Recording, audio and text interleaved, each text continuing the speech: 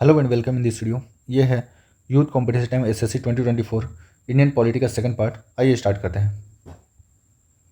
पहला क्वेश्चन है, which of the following article of Indian constitution deals with citizenship. Citizenship ये जो है दिया हुआ पार्ट 2 में, भारत के संविधान का पार्ट 2 में जो है सिटीजनशिप मेंशन किया गया है और ये आर्टिकल 5 से लेकर 11 तक कैरी करता है। तो ऑप्शन इसका ए राइट हो जाएगा। आर्टिकल 5 to 11 जो है सिटीजनशिप के बारे में बतलाता है। अगला है, in which of the following years was the citizenship act passed for the first time in India. Citizenship act जो भारत का है ये है 1955 का, 1955 का है। इसको 6 बार अमेंड किया गया है, 6 टाइम जो ये है अमेंड हुआ है। आपसे अगर ईयर पूछा है तो पहला अमेंडमेंट हुआ था 1986 में, दूसरा अमेंडमेंट हुआ है 1992 में, तीसरा 2003 में हुआ है, चौथा जो है 2005 में है, छठा जो है 2015 में, और जो आखिरी अमेंडमेंट हुआ है सिटीजनशिप एक्ट में ये 2019 का था, जिसके तहत सीए वगैरह का आप प्रोटेस्ट देखे होंगे। तो ऑप्शन इसका सी राइट हो जाएगा। Which of the following part of the constitution of India deals with the citizenship. Citizenship जो है ये पार्ट 2 में मेंशन किया गया। भारत का संविधान का आर्टिकल जो है 5 से 12 है, आर्टिकल 5 to 11 जो है मेंशन किया गया। तो ऑप्शन हो जाएगा ऑप्शन सी।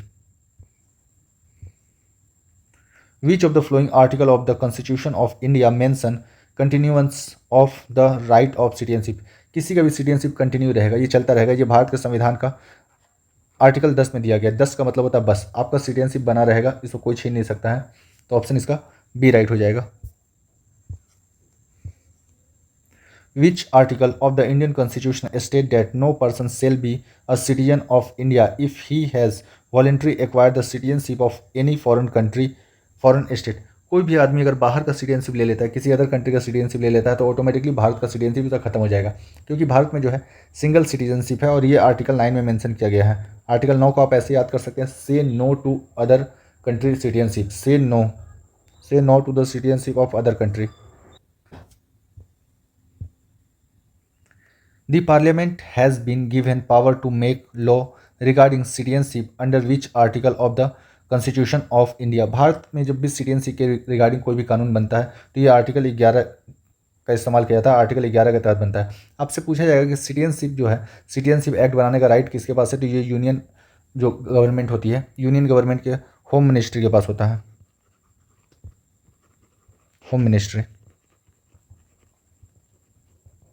के पास होता है। होम मिनिस्ट्री जो है अभी अमित शाह के पास है। तो ऑप्शन इसका डी राइट हो जाएगा।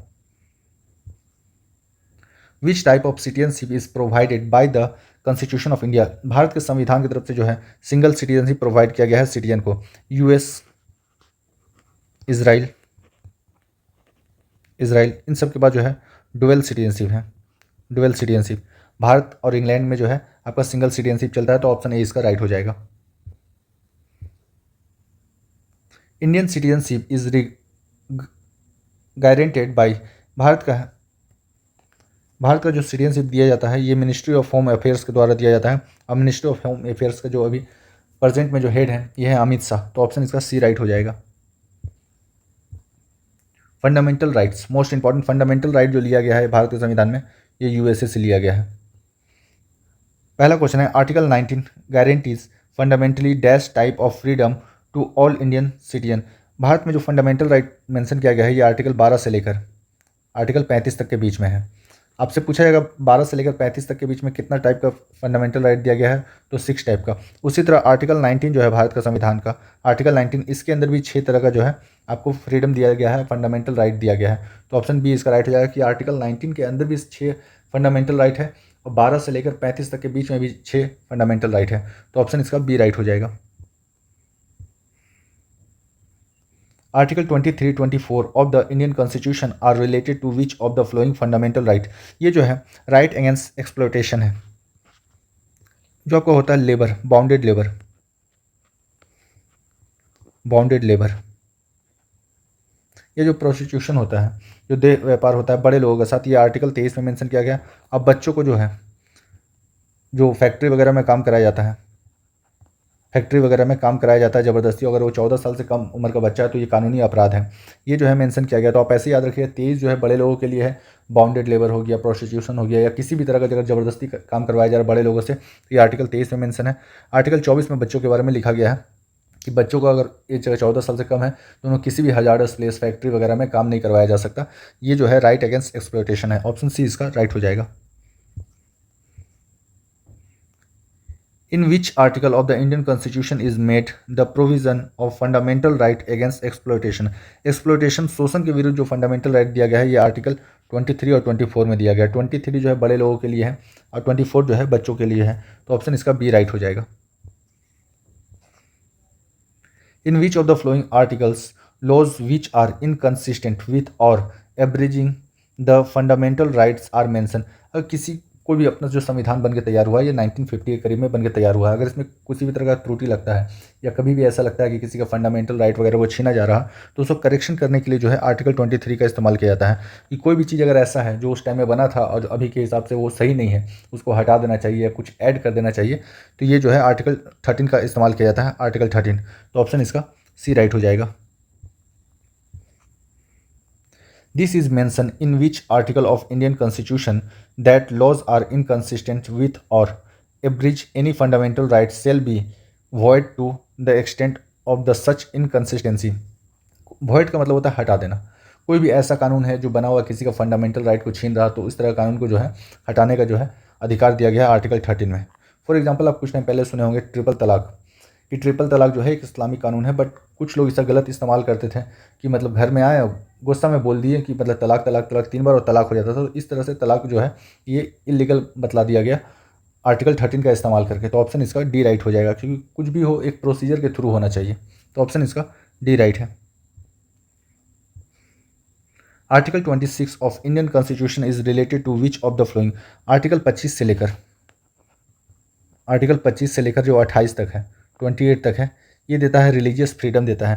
पर पूछा गया आर्टिकल 26, तो आर्टिकल 26 में बोला गया है freedom to manage the religious activity. कहीं पर सत्संग होता है, कहीं पर मिलाद होता है, या किसी भी तरह का रिलीजियस अलग कमेटी के द्वारा मैनेज किया जाता है अपना रिलीजियस एक्टिविटी, तो इसके बारे में मेंशन किया गया आर्टिकल 26 में, freedom to manage the religious activity. Option B इसका राइट हो जाएगा। How many groups of fundamental rights are included in part 3 of Indian constitution? Bharat के संविधान में जो आपका दिया गया है फंडामेंटल राइट दिया गया है, ये दिया गया है 12 से लेकर 35 तक, 12 से लेकर 35 तक, और इसके बीच में जो है 6 टाइप का दिया गया है, 6 टाइप का राइट दिया गया है, तो ये हो जाएगा 6। अगर पूछा जाए कि आर्टिकल 19 में कितना तरह का राइट दिया गया है, आर्टिकल 19, तो यहाँ भी हो जाएगा 6 टाइप का हो जाएगा।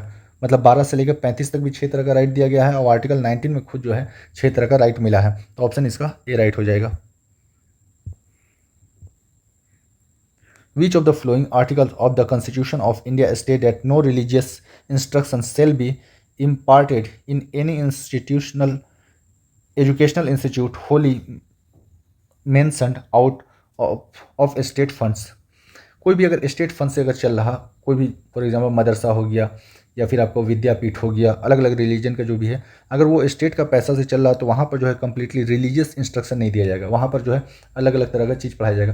क्वेश्चन एक आता है सर मदरसा हो गया या फिर मतलब विद्यापीठ हो गया जहाँ पर सिर्फ और सिर्फ जो आप पढ़ाया जा रहा, फॉर एग्जांपल संस्कृत वगैरह अगर पढ़ाया जा रहा, उर्दू वगैरह पढ़ाया जा रहा, तो उसमें जो है सरकार अपना पैसा नहीं लगाती है, सरकार की तरफ से उसको फंड नहीं किया जाता है। लेकिन अगर माइनॉरिटी अगर सेपरेटली चाहता है कि एक माइनॉरिटी का कॉलेज बने, यूनिवर्सिटी बने, तो आर्टिकल 30 के तहत जो है सरकार उसको पैसा दे सकती है। तो ये जो आर्टिकल मेंशन किया गया आर्टिकल 28 के तहत जो है मेंशन किया गया है, तो ऑप्शन बी इसका राइट हो जाएगा। Which of the flowing pairs is correctly match? इसमें से कौन सा पेयर करेक्टली मैच है? आर्टिकल 17, आप इसको ऐसे याद रखो, 17 मतलब खतरा, अनटचेबिलिटी।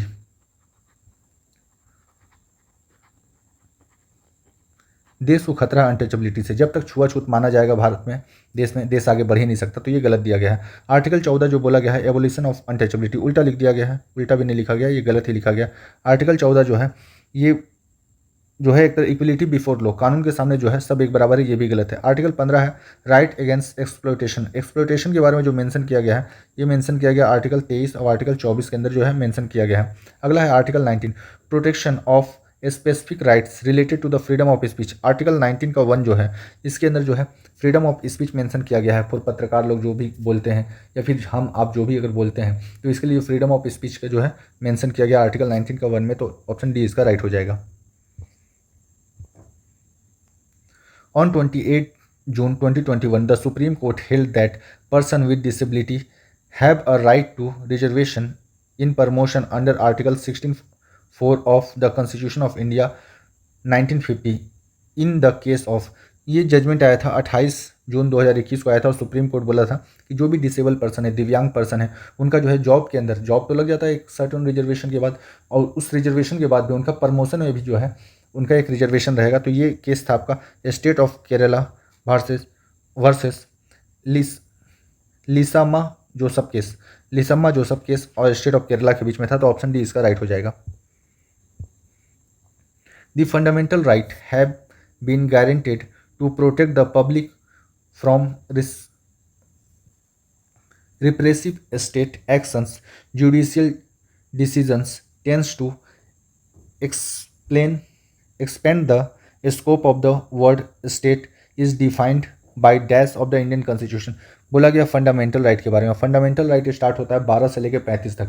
जो भी पहला आर्टिकल होता है किसी भी पार्ट का वो उस पर्टिकुलर चीज़ को डिफाइन करता है। फॉर एग्जांपल फंडामेंटल राइट को डिफाइन किया गया है आर्टिकल 12 में, सिटीजनशिप को डिफाइन किया गया है आर्टिकल 5 में, यूनियन देश और देश का राज्यों के बारे में डिफाइन किया गया आर्टिकल 1 में, क्योंकि आर्टिकल 1 जो है ये पार्ट 1 का भाग है। आर्टिकल 5 जो है ये सिटीजनशिप का पहला आर्टिकल है। फंडामेंटल राइट जो है, फंडामेंटल राइट का पहला आर्टिकल जो दिया गया है ये दिया गया आर्टिकल 12। तो स्टेट का डेफिनेशन जो बतलाया गया है ये आर्टिकल 12 में बतलाया गया है, तो ऑप्शन ए इसका राइट हो जाएगा। Which of the following articles of the Indian constitution is related to right of freedom. Right of freedom जो है ये आर्टिकल 19 में है और आर्टिकल 19 के तहत जो है 6 टाइप का राइट दिया जाता है, तो ऑप्शन इसका डी राइट हो जाएगा। Which of the following right is guaranteed in the Article 25 of Indian of the Constitution? Right of religious freedom जो है, right of religious freedom जो है आर्टिकल 25 से लेकर 28 तक जो है right to religious freedom है। right to equality जो है ये है आर्टिकल 15 में। कल्चरल एंड एजुकेशनल राइट जो दिया गया है ये 29 और 30 में दिया गया है। Right to constitutional remedies most important article 32, article 32 में दिया गया है, तो इसका ऑप्शन हो जाएगा option A. Assume a situation where A has gone to a cinema hall with her friends to watch a movie. In the next seat she realise that it is her maid who is also watching the movie. Now A ask her maid to leave the cinema hall। In the above scenario, which of the following article of the Constitution of India can provide relief to the maid? मान लीजिए कि कोई आदमी है और एक उसका नौकर है। आदमी गया मूवी देखने, उसका सामने वाले सीट पे जो है उसका नौकर बैठा हुआ, नौकर क्या बोलेंगे उसका जो हेल्पर होता है जो काम करता है उसका घर का, वो बैठा हुआ है। तो वो कभी भी आदमी जो सामने वाला आदमी बैठा हुआ जो उसके घर में काम करता है, डेफिनेटली वो फाइनेंशियली वीक होगा तभी वो काम कर रहा, तो उसको वहाँ से जाने को आप नहीं कर सकते। Religious, race, caste, gender, sex किसी के बेस के ऊपर जो है डिस्क्रिमिनेशन नहीं हो सकता। ये आर्टिकल 15 में मेंशन किया गया है कि कोई गरीब आदमी है या कोई आपसे नीचा तबका का आदमी है, आप उसको बोल दो किसी पब्लिक प्लेस से कि आपको यहाँ से हटना होगा, ये गलत है कानूनी तौर पर। ये आर्टिकल 15 है कानूनी तौर पर और ये मौलिक तौर पर भी गलत है, तो आर्टिकल 15 इसका राइट होगा। What is the objective of the fundamental rights mentioned in the Indian constitution. Fundamental right जो मेंशन किया गया है भारत के संविधान में, ये जो है पॉलिटिकल डेमोक्रेसी बनाए रखने के लिए। कोई भी पॉलिटिकल पार्टी है, अब डोंट वरी, वो आपके बारे में नहीं सोच रहा, वो अपने बारे में ही सोच रहा। तो जब भी आप उनके अगेंस्ट में खड़ा होइएगा वो कुछ ना कुछ कानूनी तिगड़म लगाएगा। तो इससे बचने के लिए जो है फंडामेंटल राइट है, कभी भी आपका फंडामेंटल राइट को छीना जाएगा आप डायरेक्ट सुप्रीम कोर्ट या हाई कोर्ट जा सकते हैं। सुप्रीम कोर्ट जाइएगा तो आर्टिकल 32 और हाई कोर्ट जाइएगा तो आर्टिकल 226 का इस्तेमाल करके आपको फंडामेंटल राइट को आपको ये बचाया जाएगा कोर्ट के द्वारा। तो ये हो जाएगा पॉलिटिकल डेमोक्रेसी बनाए रखने के लिए फंडामेंटल राइट जरूरी है, तो ऑप्शन इसका ए राइट हो जाएगा। The government is bound to ensure observance of social welfare and the labor law enact to secure the workman a life comfortable with human dignity under dash of Indian constitution. ये जो है भारत के संविधान का article 21 में mention किया गया, life and personal liberty, कि आप जिस जगह पे काम कर रहे हो वो जगह एक ऐसा जगह हो जहाँ पर मतलब प्रॉपर हवा आए, थोड़ा सा धूप वगैरह हो, मतलब एक काम करने भर जगह हो, ह्यूमन प्लेस हो, मतलब प्रॉपरली वहाँ पर काम किया जा सकता है। तो लाइफ कंफर्टेबल हो, ह्यूमन डिग्निटी बना हुआ रहे, ऐसा नहीं जहाँ पर आप काम कर रहे हैं वहाँ पर आपके साथ एक्सप्लॉयटेशन हो रहा, अगर ऐसा जगह है तो मतलब आप आर्टिकल 21 का इस्तेमाल कर सकते हो। तो ऑप्शन इसका बी राइट हो जाए। 17 में जो है अनटचेबिलिटी मेंशन किया गया है, 19 में जो है फ्रीडम दिया गया है बोलने का, और 15 जो है किसी भी बेस पर आप कहीं भी पब्लिक प्लेस पे जो है या पब्लिक जगह पे आपके साथ डिस्क्रिमिनेशन नहीं हो सकता, ये आर्टिकल 15 में दिया गया। तो आर्टिकल 21 हो जाएगा life and personal liberty. Which statement is false regarding fundamental right mention in the Indian constitution. Fundamental right के संबंध में कौन सा कथन गलत है। पहला, some fundamental rights are negative in nature, कभी नहीं। फंडामेंटल राइट हमेशा जो है देश के सिटीजन के लिए है और ये नेगेटिव नहीं हो सकता, ये पॉजिटिव है डेफिनेटली। दे आर जस्टिसेबल, हाँ आप इसके अगेंस्ट में अगर आपको आपका फंडामेंटल राइट को छीना जा रहा, आप हाई कोर्ट जाइए आर्टिकल 32 का इस्तेमाल करके। आर्टिकल 32 के तहत जो है आप सुप्रीम कोर्ट जा सकते हैं, सुप्रीम कोर्ट जा सकते हैं। आर्टिकल 226 आप हाई कोर्ट जा सकते हैं। तो ये तो जस्टिसेबल है कि आपका जस्टिस आपको सिक्योर कर दिया जा रहा है सुप्रीम कोर्ट और हाई कोर्ट जाके, ये भी सही। Only article 20 and 21 can be suspended during emergency, ये जो है कभी भी सस्पेंड नहीं होगा, नेवर सस्पेंडेड, नेवर सस्पेंडेड। तो ये ऑप्शन सी जो दिया हुआ था ये गलत दिया गया था। एक्चुअली जो हम लोग फंडामेंटल राइट है 12 से लेकर 35 तक, जब भी इमरजेंसी लगेगा, नेशनल इमरजेंसी लगेगा, सारा का सारा फंडामेंटल राइट खत्म हो जाएगा, सिर्फ और सिर्फ बचेगा आर्टिकल 20 और 21 बचेगा। और इसी को बोल दिया कि 20 और 21 खत्म हो जाएगा ड्यूरिंग, सस्पेंड हो जाएगा ड्यूरिंग इमरजेंसी, ये गलत बात है। Can be suspended during the emergency, हाँ ये बात सही है कि जब भी नेशनल इमरजेंसी वगैरह लगेगा या स्टेट इमरजेंसी लगेगा, फंडामेंटल राइट जो है आपका खत्म हो जाएगा। पर ये जो 20 और 21 है ये कभी खत्म नहीं होगा, चाहे कुछ भी हो जाए। तो ऑप्शन सी इसका गलत दिया हुआ था। Article dash of Indian constitution deals with the right to constitutional remedy. Right to constitutional remedy अगर आपको एक वर्ड बोला जाए तो आर्टिकल 32 में है, आर्टिकल 32 से मेंशन किया गया है। तो ये हो जाएगा 32 टू 35 हो जाएगा, ऑप्शन ए इसका राइट हो जाएगा। इसी को आत्मा कहा जाता है भारत के संविधान का, सोल, ऑप्शन इसका ए राइट हो जाएगा। Right to education was added as a fundamental right in the Indian constitution. Bharat के संविधान में जो है 86 अमेंडमेंट एक्ट होता है, 86 अमेंडमेंट एक्ट होता है 2002 में, 2002 में। एक आपको याद रखना है RTE, राइट टू एजुकेशन, और एक है RTI, RTI है 2005 का, और RTE है राइट ऑफ एजुकेशन जो है ये 2002 का है। तो ऑप्शन इसका बी राइट हो जाएगा। राइट टू एजुकेशन, 14 साल तक का बच्चा का जो है पढ़ाई का जिम्मेदारी उनका माँ बाप के ऊपर है या फिर जो भी उनका देखभाल करने वाले हैं उनके ऊपर है, ये हर एक बच्चे का जो है फंडामेंटल राइट है। तो ऑप्शन डी इसका राइट हो जाएगा 2002।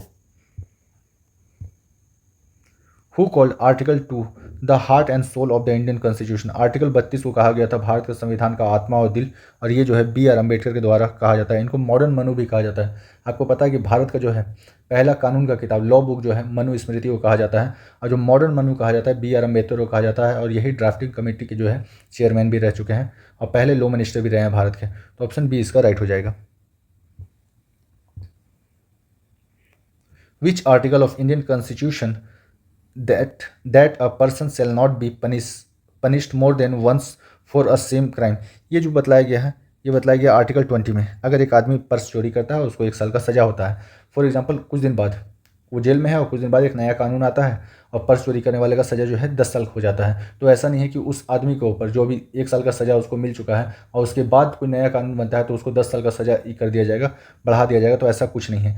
जब जिस कानून जो भी कानून का तहत जो भी सज़ा होगा वो अगर मिल गया उसको तो दोबारा कोई भी सज़ा नहीं मिल सकता है कि एक आदमी को बार बार मल्टीपल सज़ा दिए जा रहे हैं, ऐसा कुछ नहीं है। ये आर्टिकल 20 के तहत जो है मेंशन किया गया है। तो ऑप्शन इसका सी राइट हो जाएगा। Which of the following statement mentioned in the Indian Constitution is false regarding the right of the freedom of religion। right of religious freedom जो है 25 से लेकर 28 तक मेंशन किया गया है भारत के संविधान में, ये सही है। दूसरा है it's provide freedom to manage the religious affair, ये आर्टिकल 26 में दिया गया है, 26 नंबर आर्टिकल में मेंशन किया गया है, तो ये भी सही है। It's provides freedom to worship, हाँ हर एक को भारत में जो है अपना जो है पूजा पाठ, नमाज, चर्च जाना कुछ भी करना जो है रिलीजियस मैटर जो है इन्वॉल्व होने का पूरा हक है, तो ये भी सही है। अगला है it is mention that the state has its on religion. Bharat जो है एक सेकुलर कंट्री है, यहाँ पर किसी भी स्टेट देश का कोई रिलीजन नहीं है। फॉर एग्जाम्पल पाकिस्तान जो है इस्लामिक कंट्री है, बांग्लादेश इस्लामिक कंट्री है, नेपाल जो है एक हिंदू राष्ट्र है, पर भारत जो है एक सेकुलर स्टेट है। ऑप्शन डी इसका राइट हो जाएगा। Which of the following statement is false regarding the fundamental right mentioned in the Indian Constitution? Fundamental right के संबंध में कौन सा कथन गलत है? दे provided necessary conditions for the physical security. हाँ, अब भारत में फिजिकल सिक्योरिटी है, ऐसा नहीं कि कोई कानून के तोड़ के किसी के साथ भी कुछ भी कर सकता है। ये आपका फंडामेंटल राइट है कि आपको सिक्योरिटी मिलेगा। आप किसी के अगेंस्ट में भी जो है आप प्रोटेस्ट कर सकते हैं, बोल सकते हैं, पर बोलना नहीं है एकदम प्लीज़। अगला जो दिया गया है they provides necessary condition for the assuming the untouchability. Untouchability ban है भारत में आर्टिकल 17 के तहत, तो ये गलत दिया गया है। ये जो दिया गया है गलत दिया है। अगला है दे ले the foundation of social justice. हाँ, सोशल जस्टिस है भारत में। They provide necessary condition for the moral security. Necessary condition है मोरल सिक्योरिटी के लिए। आप कुछ भी गलत होते हुए देख रहे हैं, आप इन्वॉल्व हो जाइए उसमें, उसको रोकने का कोशिश कीजिए। ये सब पूछा है तो ऑप्शन बी इसका गलत हो जाएगा। Which article of Indian Constitution deals with the discrimination against any Indian citizen on the various ground? Religious, race, caste, gender, sex, किसी भी बेस के ऊपर डिस्क्रिमिनेशन आप नहीं कर सकते हैं। ये भारत का संविधान का आर्टिकल 15 बोलता है, तो ऑप्शन इसका डी राइट हो जाएगा। All minorities shall have the right to establish and administrate educational institutions on their choice on the basis of religion or language.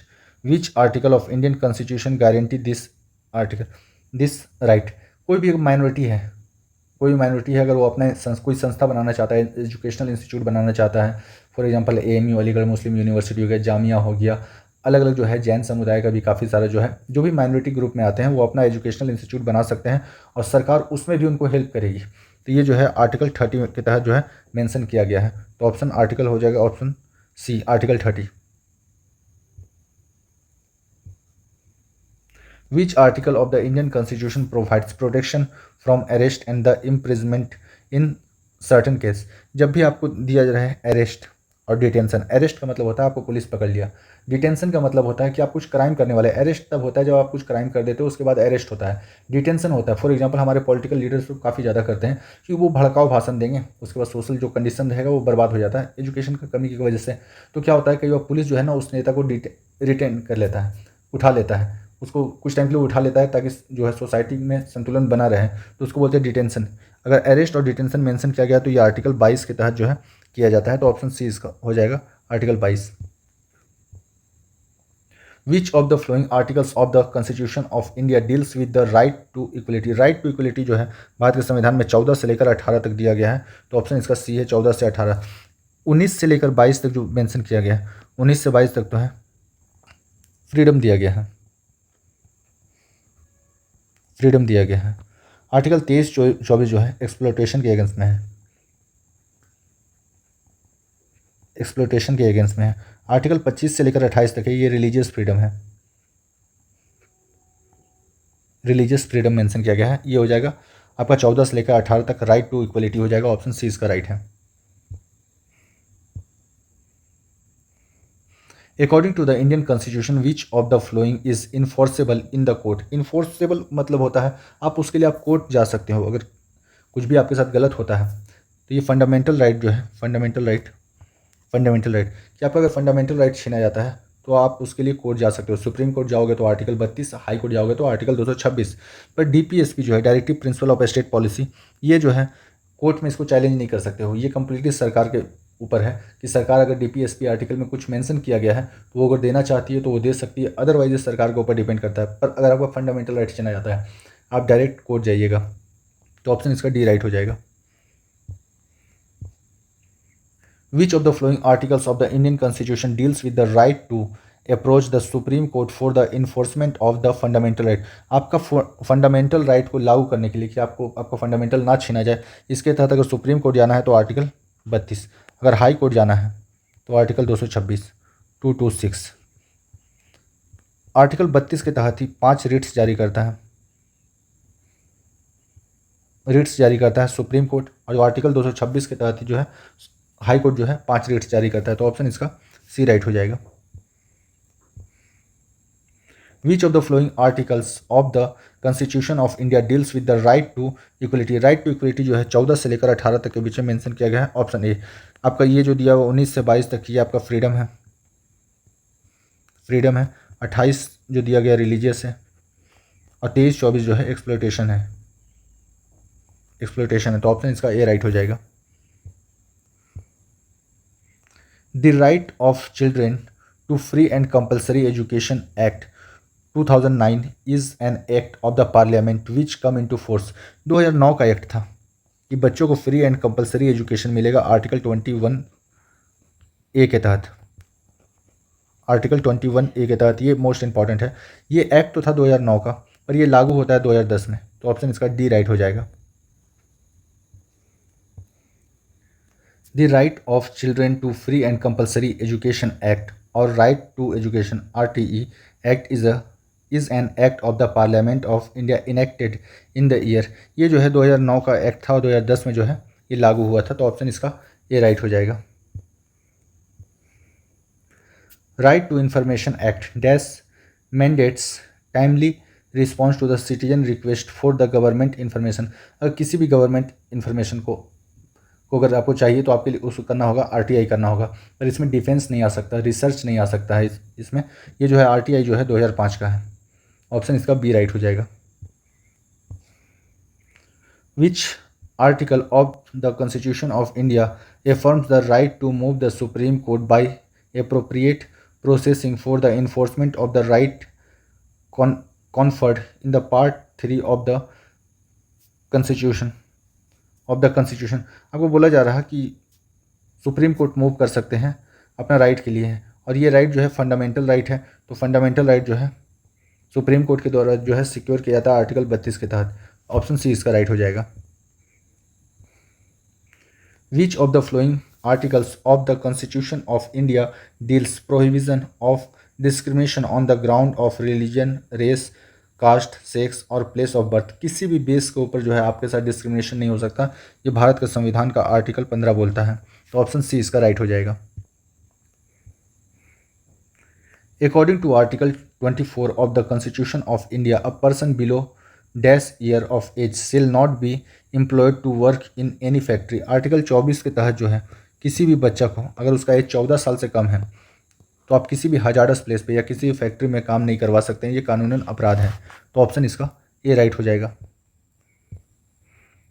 Which article of the constitution of India prohibits anyone from employing childrens below the age of 14 in the factories, mines ETC।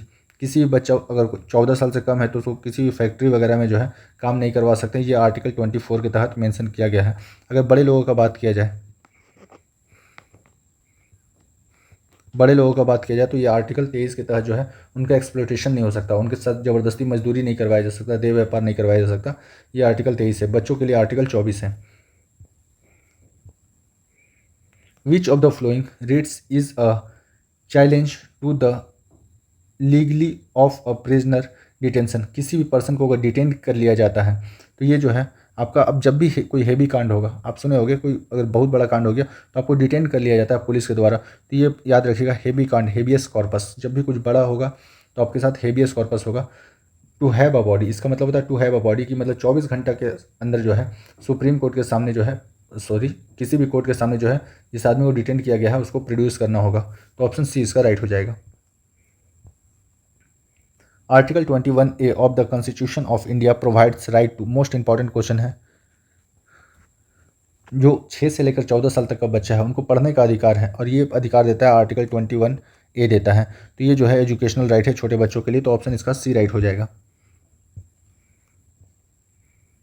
As per the interpretation by the supreme Court of India tapping of phone cell in fragrance of the fundamental rights provide in the article dash of the constitution. ये article 21 हो जाएगा। Article 21 के तहत जो बोला गया भारत के संविधान में, ये बोला गया life and personal liberty. Life मतलब आपका ज़िंदगी बचा रहना चाहिए, दूसरा पर्सनल लिबर्टी मतलब आपका जो है खुद का जो स्वतंत्रता है, आप मोबाइल चलाते हो या आप कुछ भी मतलब ये करते हो, मतलब ये जो है फ़ोन टेपिंग करना ये आपका मोबाइल हिस्ट्री चेक करना, कुछ भी, ये जो है कानूनी अपराध है। कोई भी पुलिस पकड़ के ऐसा नहीं कर सकती है, ऐसा सोचना भी नहीं है, रिस्क नहीं लेना है। तो ऑप्शन इसका हो जाएगा ऑप्शन डी। पर भारत के संविधान के तहत ये हक दिया गया है कि आपका जो भी है मोबाइल टैप हो गया, या आप जो इंटरनेट पर सर्च कर रहे हैं, या कुछ भी जो आपका पर्सनल लिबर्टी है, आपका जो स्वतंत्रता है, ये आपका फंडामेंटल राइट है और ये आर्टिकल 21 के तहत मेंशन किया गया है। The supreme Court has declared access to the internet of fundamental right under article dash of the Indian constitution. ये बोला गया है आर्टिकल 21 के तहत। ऑप्शन सी इसका राइट हो जाएगा। Which of the following articles of the constitution of India guarantee the right to freedom of religion. Religious freedom जो है आर्टिकल 25 से लेकर 28 तक मेंशन किया गया है। ऑप्शन डी इसका राइट हो जाएगा। Which of the following article of the Indian constitution eliminates untouchability. Untouchability को भारत से हटा दिया गया है, ऐसा भारत के संविधान के हिसाब से, और ये आर्टिकल 17 के तहत मेंशन किया गया है। तो ऑप्शन सी इसका राइट हो जाएगा। Which article of the Indian constitution provides trafficking in the human being and force labour. आप सुने होंगे तस्करी होता है, मानव तस्करी या फिर फोर्स लेबर, ज़बरदस्ती किसी को जो है गुलाम बनाकर उससे मजदूरी करवाना जो है, ये बड़े लोगों का बात हो गया। तो आर्टिकल 23 के तहत जो है ये जुल्म है। तो ऑप्शन इसका बी राइट हो जाएगा। Right against exploitation is given in which article of Indian constitution. Exploitation के अगेंस्ट में जो है आर्टिकल 23 और आर्टिकल 24 है। तो इसका हो जाएगा ऑप्शन है आर्टिकल 23 और आर्टिकल 24 राइट अगेंस्ट एक्सप्लॉयटेशन। 23 बड़े लोगों के लिए, 24 जो है छोटे बच्चों के लिए। विच article of Indian constitution guarantees the protection of life and personal freedom.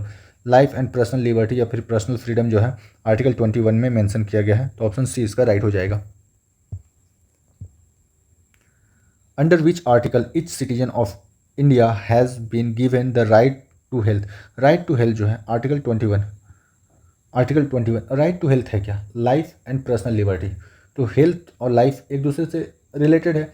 कि अगर लाइफ अगर अच्छा जीना है तो आपको हेल्दी रहना होगा, और हेल्दी रहने के लिए आपको एक अच्छा प्रॉपर कंडीशन चाहिए होगा। आए दिन आप सुनते होंगे कि सुप्रीम कोर्ट जो है दिल्ली सरकार को फटकार लगाई। जैसे ठंडा आता है वहाँ पर जो है एयर क्वालिटी इंडेक्स जो है, एक्चुअली एयर क्वालिटी इंडेक्स जो है पूरा इंडिया में ख़राब हो गया है, पूरा इंडिया में ख़राब हो गया है।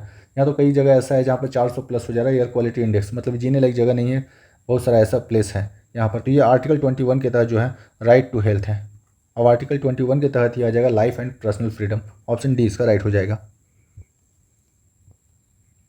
Which article of Indian constitution deals with the discrimination against any Indian citizen on the various ground. Religion, race, caste, gender, किसी भी बेस पर जो है डिस्क्रिमिनेशन नहीं हो सकता। ये भारत के संविधान का आर्टिकल 15 बोलता है। Which article of the Indian constitution prohibits discrimination on the grounds of the religion, race, caste, sex and the place of birth. Article 15 के तहत जो है किसी भी बेस पर डिस्क्रिमिनेशन नहीं होना चाहिए, religion, race, caste, sex and place of birth. Option 15, article 15 हो जाएगा। ऑप्शन इसका डी राइट है। Under the provisions of the which article of the constitution of India can be Bharat Ratna award not be used as the prefix और the suffix to the recipient's name. Title जो है, title अगर कोई military में है तो वो अपना मिलिट्री टाइटल यूज कर सकता है, जनरल हो गया, कर्नल हो गया, और अपना नाम लगा सकता है। फॉर एग्जांपल एजुकेशनल डिग्री जिस तरह होता है, कोई अगर पीएचडी कर लेता है उसके नाम के सामने डॉक्टर लग जाता है। तो एजुकेशनल और आर्मी का जो टाइटल है, इसके अलावा आप भारत रत्न अपना नाम बतला रहे हैं, ऐसा नहीं है कि आप टाइटल का इस्तेमाल नहीं कर सकते हैं। और आर्टिकल 18 के तहत जो है टाइटल का एबोलिशन हुआ है। अगर कोई भारत का सिटीजन है, किसी और देश से अगर उसको कोई अगर अवार्ड मिल रहा है या सिटी जो मिलता है, आपको कोई भी अगर टाइटल मिल रहा है उसको, तो वो जो है राष्ट्रपति के का परमिशन के बाद ही उसको मिल सकता है। ये जो है आर्टिकल 18 के तहत मेंशन किया गया भारत के संविधान में। Which article of Indian constitution gives right to minorities to establish and the administrate educational institute. Minority अपना जो है एजुकेशनल इंस्टीट्यूट बना सकता है, और ये आर्टिकल जो है 30 के तहत कर सकता है। तो ऑप्शन इसका बी राइट हो जाएगा। Which of the following provisions of the Indian constitution is correctly paired with the articles pretending to it. इसमें से कौन सा आर्टिकल है जो करेक्टली पेयर है। Prohibition of traffic in human being is article 24 नहीं, आर्टिकल 24 नहीं है, ये आर्टिकल 23 में जो है बड़े लोगों का जो है ह्यूमन ट्रैफिकिंग का, तो ये तो गलत हो गया। अगला दिया गया राइट टू एजुकेशन दिया गया, ये आर्टिकल 21 का ए में दिया गया है। 6 से लेकर 14 साल तक का जो बच्चा रहेगा आर्टिकल 21A के तहत जो है उनको राइट टू एजुकेशन, तो ये भी गलत हो गया। अगला है provision of employment of any childrens below 14 years of age in any factory और द माइंस। ये जो दिया गया है आर्टिकल 24 में मेंशन किया गया है कि कोई भी 14 साल से अगर कम उम्र का बच्चा है तो उसको जो है फैक्ट्री वगैरह में, माइंस वगैरह में काम नहीं कराया जा सकता, तो ये भी गलत है।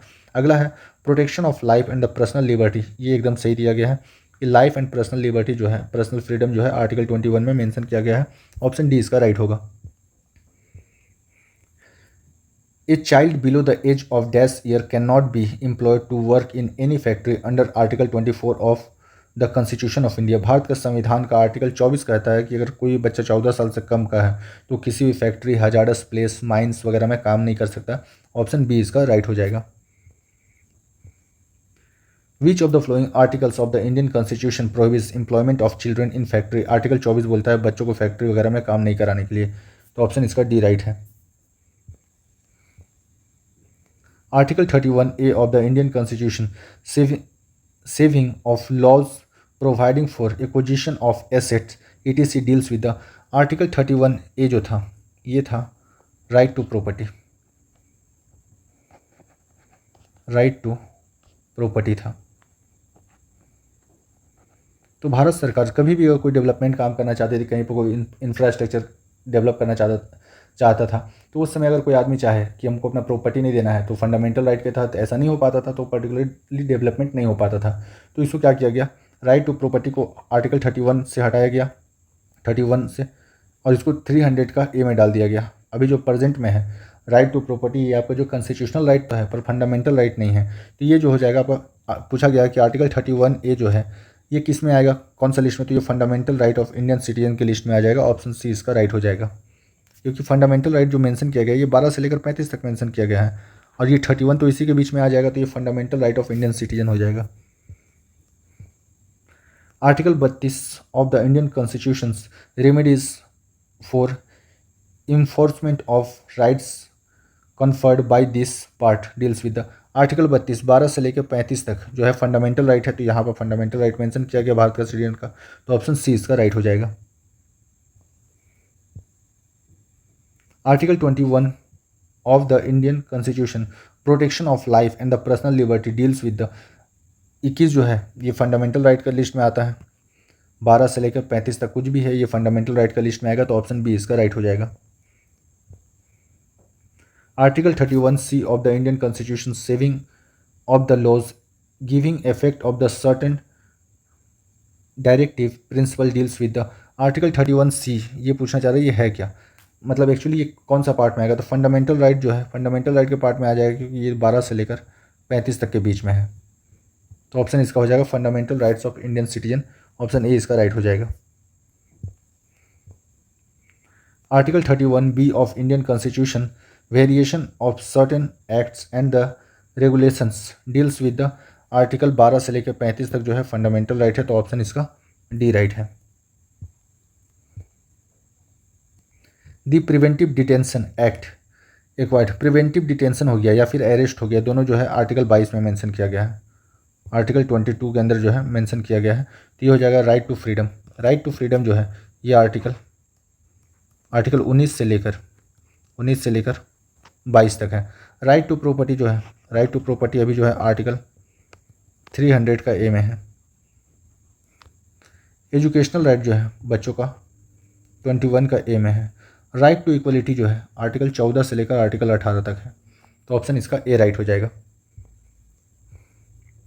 Which of the following articles of the Indian constitution prohibits discrimination in the employment in any government office. जो भी सरकारी नौकरी वगैरह है, जो पब्लिक जॉब वगैरह है सरकारी नौकरी, उसमें religion, race, caste, gender, sex किसी के भी यहाँ पर भी डिस्क्रिमिनेशन नहीं होगा। ये जो है आर्टिकल 16 के तहत जो है मेंशन किया गया है कि सरकारी नौकरी में जो है किसी तरह का डिस्क्रिमिनेशन नहीं होगा। अब आप बोलोगे sir SC ST OBC women's वगैरह का जो रिजर्वेशन दिया जाता है, ये जो है इसको कहा जाता है पॉजिटिव डिस्क्रिमिनेशन। ये जो नीचे तबके के लोग हैं, जो पिछड़े लोग हैं, उनको मेन स्ट्रीम में लाने के लिए, एक सोशल स्टेटस में लाने के लिए उनको कुछ सर्टन्स जो है फ्रीडम दिया गया है, कुछ बेनिफिट्स दिया गया है, ताकि वो एक स्ट्रीम लाइन में आ सके, वो जो मुख्य धारा में आ सके, तो इसको पॉजिटिव डिस्क्रिमिनेशन कहा जाता है। तो ऑप्शन इसमें बी इसका राइट हो जाएगा 16। Which article provide protection from arrest and the detention to person. Arrest हो गया या फिर डिटेंशन हो गया, ये आर्टिकल 22 के तहत जो है मेंशन किया गया है। Which article of the constitution of India ensure the freedom of press. Freedom of press जो है आर्टिकल 19 का 1 में दिया गया है। आर्टिकल 19 में 6 तरह का फ्रीडम दिया गया है। एक्चुअली पहले 7 था, अब उसको कर दिया गया 6 कर दिया गया है। तो 12 से लेकर 35 तक के बीच में 6 तरह का राइट दिया गया है, और आर्टिकल 19 में भी जो है 6 तरह का जो आपको राइट दिया गया है, फ्रीडम दिया गया है। तो ऑप्शन इसका सी राइट हो जाएगा। Article 19 of the Indian constitution protection of certain rights regarding freedom of speech ETC deals with the freedom of speech जो है आर्टिकल 19 का 1 में मेंशन किया गया है। तो यूनियन गवर्नमेंट का जो लिस्ट है, यूनियन गवर्नमेंट जो है आर्टिकल ये स्टार्ट ही होता है 52 से लेकर 151 तक। स्टेट गवर्नमेंट जो है 152 से स्टार्ट होता है 237 तक होता है। तो ये भी नहीं होगा। Directive principle of state policy जो है ये आपका स्टार्ट होता है 36 से लेकर 51 तक होता है। तो ये भी नहीं होगा। आर्टिकल 19 जो है ये आपका दिया गया freedom fundamental right of the Indian citizen. Option D इसका राइट हो जाएगा। Forming of association in India is. Association बनाने का जो राइट है ये एक फंडामेंटल राइट है। एसोसिएशन बनाने का जो राइट है ये फंडामेंटल राइट है, और ये जो मेंशन किया गया है आर्टिकल 19 का सी में मेंशन किया गया। आप इसको ऐसे याद कर सकते हो। आर्टिकल 19 का ए जो है ये फ्रीडम ऑफ स्पीच देता है, चाहे न्यूज़पेपर हो या फिर हम आप हो, फ्रीडम ऑफ स्पीच देता है। आर्टिकल 19 का बी जो है ये आपको असेंबली बनाने का, सबको एक जगह बैठाने का आपको राइट देता है कि असेंबली बना सकते हो। वो असेंबली वायलेंस नहीं होना चाहिए, शांतिपूर्ण होना चाहिए। और 19C जो है ये आपको बुलाता है एसोसिएशन बनाने के लिए, कि सब आदमी को कलेक्ट करते हैं हम लोग, एक एसोसिएशन बनाते हैं। तो सी से आप याद कर सकते हो कलेक्ट। ऑप्शन इसका ए राइट हो जाएगा। Which of the following is correctly match. Article 19G, जी का मतलब होता है प्लेस वैल्यू होता है 7, तो इसको काट दीजिए कि 7 तो अभी है ही नहीं। भारत के संविधान में जो है 6 तरह का राइट दिया गया है, 12 से लेकर 35 तक, और 6 ही राइट दिया गया है आर्टिकल 19 के अंदर में फ्रीडम दिया गया है। तो ये तो गलत हो जाएगा, पहले ही गलत है। दूसरा है आर्टिकल 19A जो है right to freedom of speech and expression, ये एकदम सही है। आर्टिकल 19 का जो पार्ट 1 सेक्शन 1 दिया गया है, या फिर सेक्शन 1 को समटाइम ए भी कहा जाता है, आर्टिकल 19A के तहत जो है freedom of speech and expression mention किया गया है, ये सही है। अगला जो है आर्टिकल 19 का जो ई दिया गया है ये गलत है। ये आपको बोला गया है आप कहीं भी भारत में रह सकते हो। ई का मतलब है कहीं भी रह सकते हो भारत में, होम लिख लीजिए, आप कहीं भी भारत में रह सकते हो, कोई भी आपको रोकेगा नहीं। आर्टिकल 19 का बी जो है right to practise any profession, नहीं, ये आर्टिकल एफ के तहत है। एफ से आप याद रखिएगा कि जो भी आपका फैशन है, जो भी आप करना चाहते हो आप कर सकते हो। तो ये भी गलत दिया है। बी के तहत बोला गया है कि आप जो है पब्लिक का ग्रुप इकट्ठा कर सकते हो शांतिपूर्ण प्रतिरोध के लिए। तो ऑप्शन इसका बी इसका सही हो जाएगा। Under which article of Indian constitution are Indian citizens guarantee the right to 6 fundamental right. किस आर्टिकल के अंदर में जो है 6 फंडामेंटल राइट मेंशन किया गया? तो आर्टिकल 9 के अंदर जो है ये 6 फंडामेंटल राइट है। आर्टिकल 19 जो है ए से स्टार्ट होता है और एफ तक जाता है। रीजनिंग में पढ़े होगे ABCDF, एफ का पोजीशन होता है 6। तो आर्टिकल 19 में जो है 6 तरह का फ्रीडम दिया गया है। ऑप्शन डी इसका राइट हो जाएगा। Right to move freely throughout the territory of India is the fundamental right under dash of the constitution of India. ये आर्टिकल 19 के तहत जो है आप कहीं भी जो है आप जा सकते हो। तो ऑप्शन इसका ए राइट हो जाएगा। The fundamental right to move freely throughout the territory of India is what type of right. तो ये आर्टिकल 19 के तहत मेंशन किया गया है कि आप भारत में जो है भारत के किसी भी जगह पे आप घूम सकते हो फ्रीली। तो ये जो है आर्टिकल 19 और आर्टिकल 19 आ जाएगा आपका right to liberty and the personal freedom आ जाएगा। आर्टिकल 19 से लेकर आर्टिकल 22 के तहत आ जाता है ये life right to liberty and the personal freedom. Option A इसका राइट है। Which articles of the constitution of India provides for equality before law. कानून के सामने सब एक बराबर है। कानून के सामने सब एक बराबर है। ऑप्शन ए इसका राइट होगा। आर्टिकल 14 के तहत ये मेंशन किया गया है। Which of the following article of Indian constitution deals with the right to equality before law. कानून के सामने सब एक बराबर है, ये आर्टिकल 14 बोलता है। तो ऑप्शन इसका बी राइट हो जाएगा।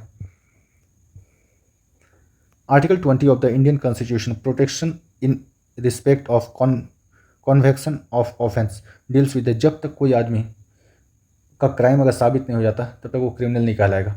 तो यही बोला गया protection in respect to the conviction of offence.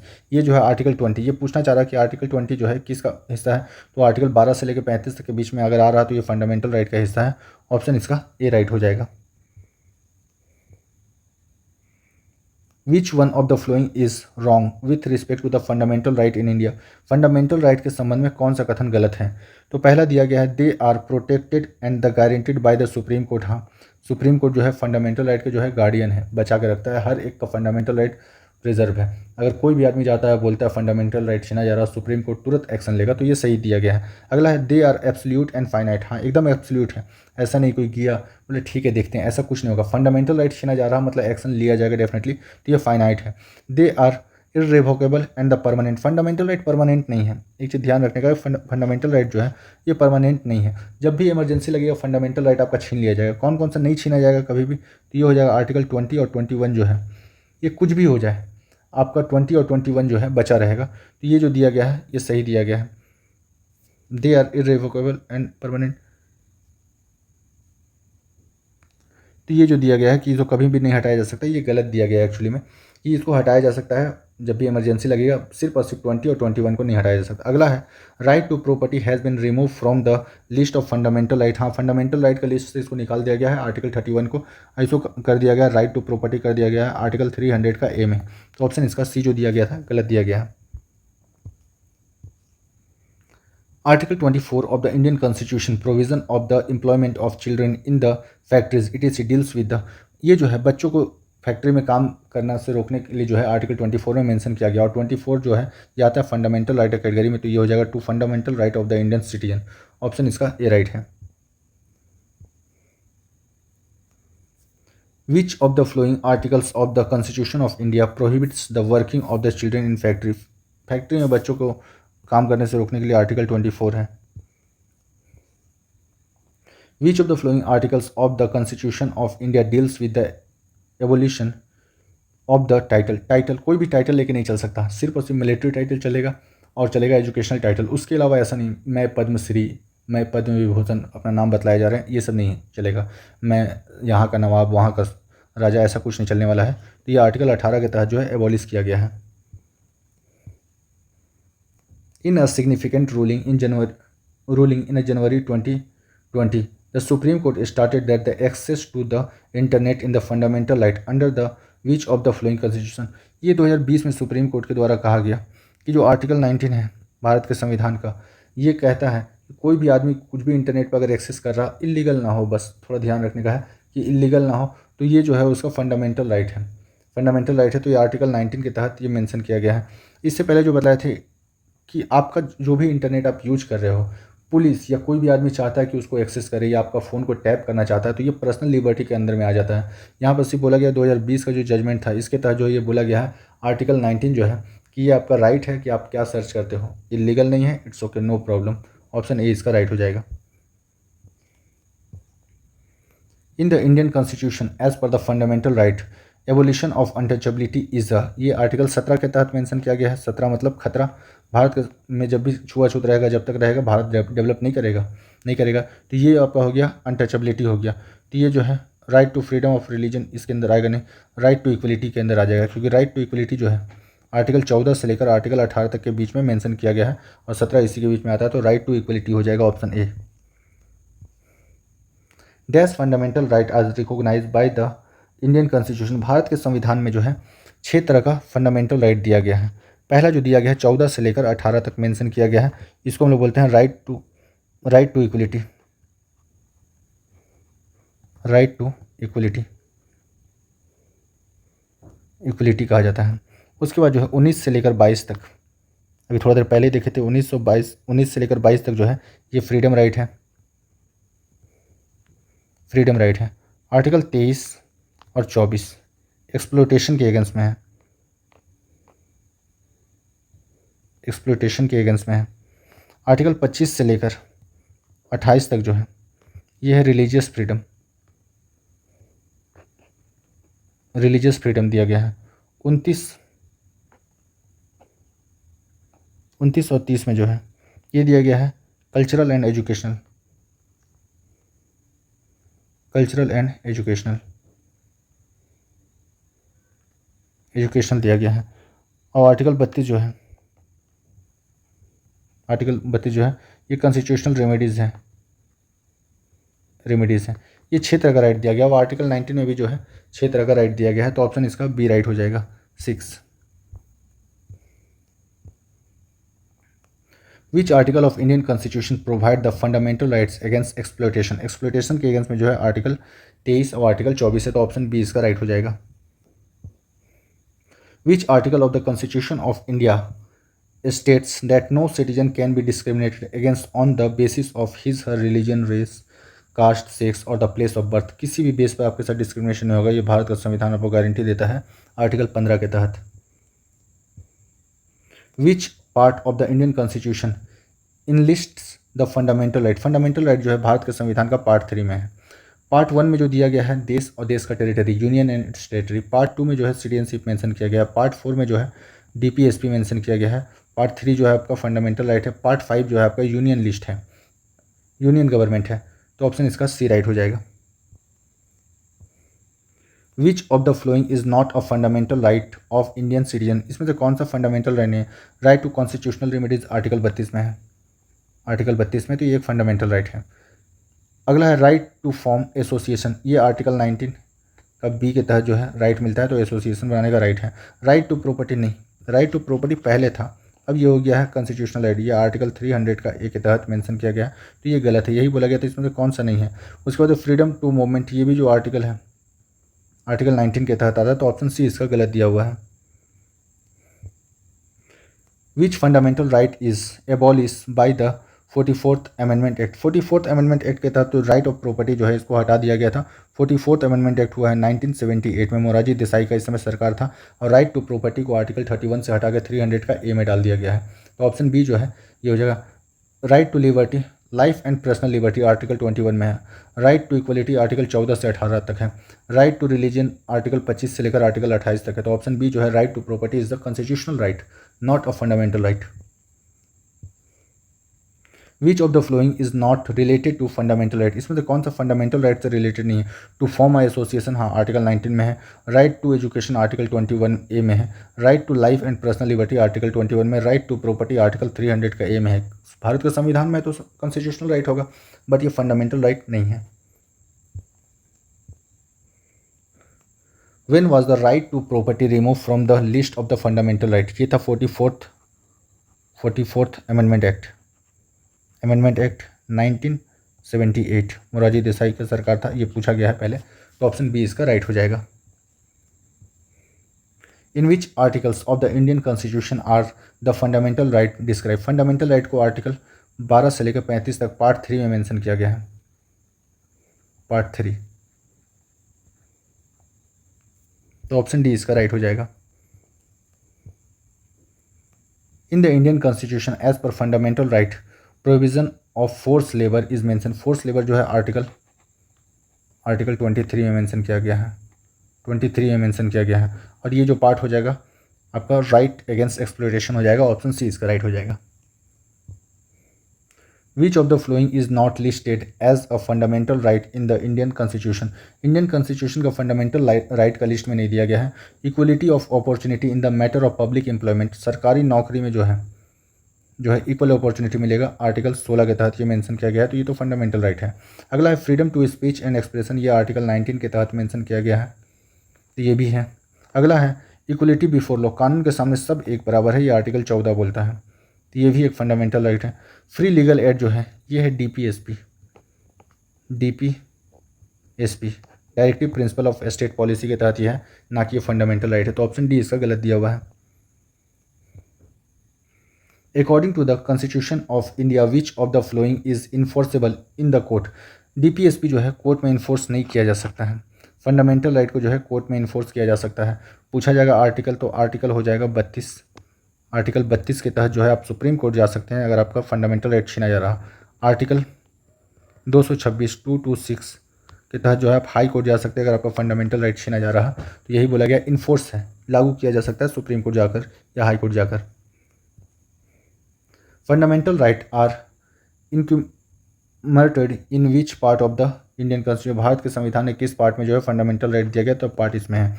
Part 1 में जो है union union and state mention किया गया है। स्टेट में पार्ट 2 में जो है सिटीजनशिप है, सिटीजनशिप। पार्ट 4 जो है DPSP है, directive principle of state policy. Part 3 जो है फंडामेंटल राइट के बारे में मेंशन करता है। Right to education in our country is a fundamental right, क्योंकि आर्टिकल 21 का ए में दिया गया है और लेकर 12 से लेकर 35 तक जो है ये फंडामेंटल राइट का लिस्ट है, तो ऑप्शन बी इसका राइट हो जाएगा। Which of the following articles of the Constitution of India deals with the free and the compulsory education of all children between the age of 6 to 14 year. ये article 21 का ए में mention किया गया है, 6 से 14 साल तक के बच्चों के लिए फ्री एंड कंपलसरी एजुकेशन, तो ऑप्शन बी इसका राइट हो जाएगा। Which one of the following articles of the Indian constitution is related to right of education. Right of education जो है आर्टिकल 21 का ए में मेंशन किया गया है, ऑप्शन इसका ए राइट है। Which article of the Constitution of India provides that the state shall provide free and the compulsory education to all children of age of 6 to 14 year age। 6 से 14 साल तक के लिए बच्चों के लिए फ्री एंड कंपलसरी एजुकेशन जो है आर्टिकल 21 का ए में मेंशन किया गया है, बी राइट होगा। What is the purpose of right of freedom of religion in the Indian Constitution। Bharat के संविधान में जो right of freedom of religion दिया गया है, इसका पर्पस क्या है। Maintaining the principle of capitalism, capitalism से कोई संबंध नहीं है आपका रिलीजियस फ्रीडम का। अगला है maintaining the principle of secularism. हाँ, हर किसी को जो है अगर हम उसका रिलीजियस फ्रीडम देंगे कि आप जो भी रिलीजन को प्रैक्टिस करते हो आप फ्रीली कर सकते हो, तो इसको बोलते हैं एक सेकुलर सोसाइटी बनता है इससे, तो ये सही है, ऑप्शन बी इसका राइट हो जाएगा। Which of the following articles is related to right of freedom of religion in the Indian Constitution। Bharat के संविधान में राइट ऑफ रिलीजियस फ्रीडम जो है आर्टिकल 25 में मेंशन किया गया है, ऑप्शन इसका डी राइट हो जाएगा।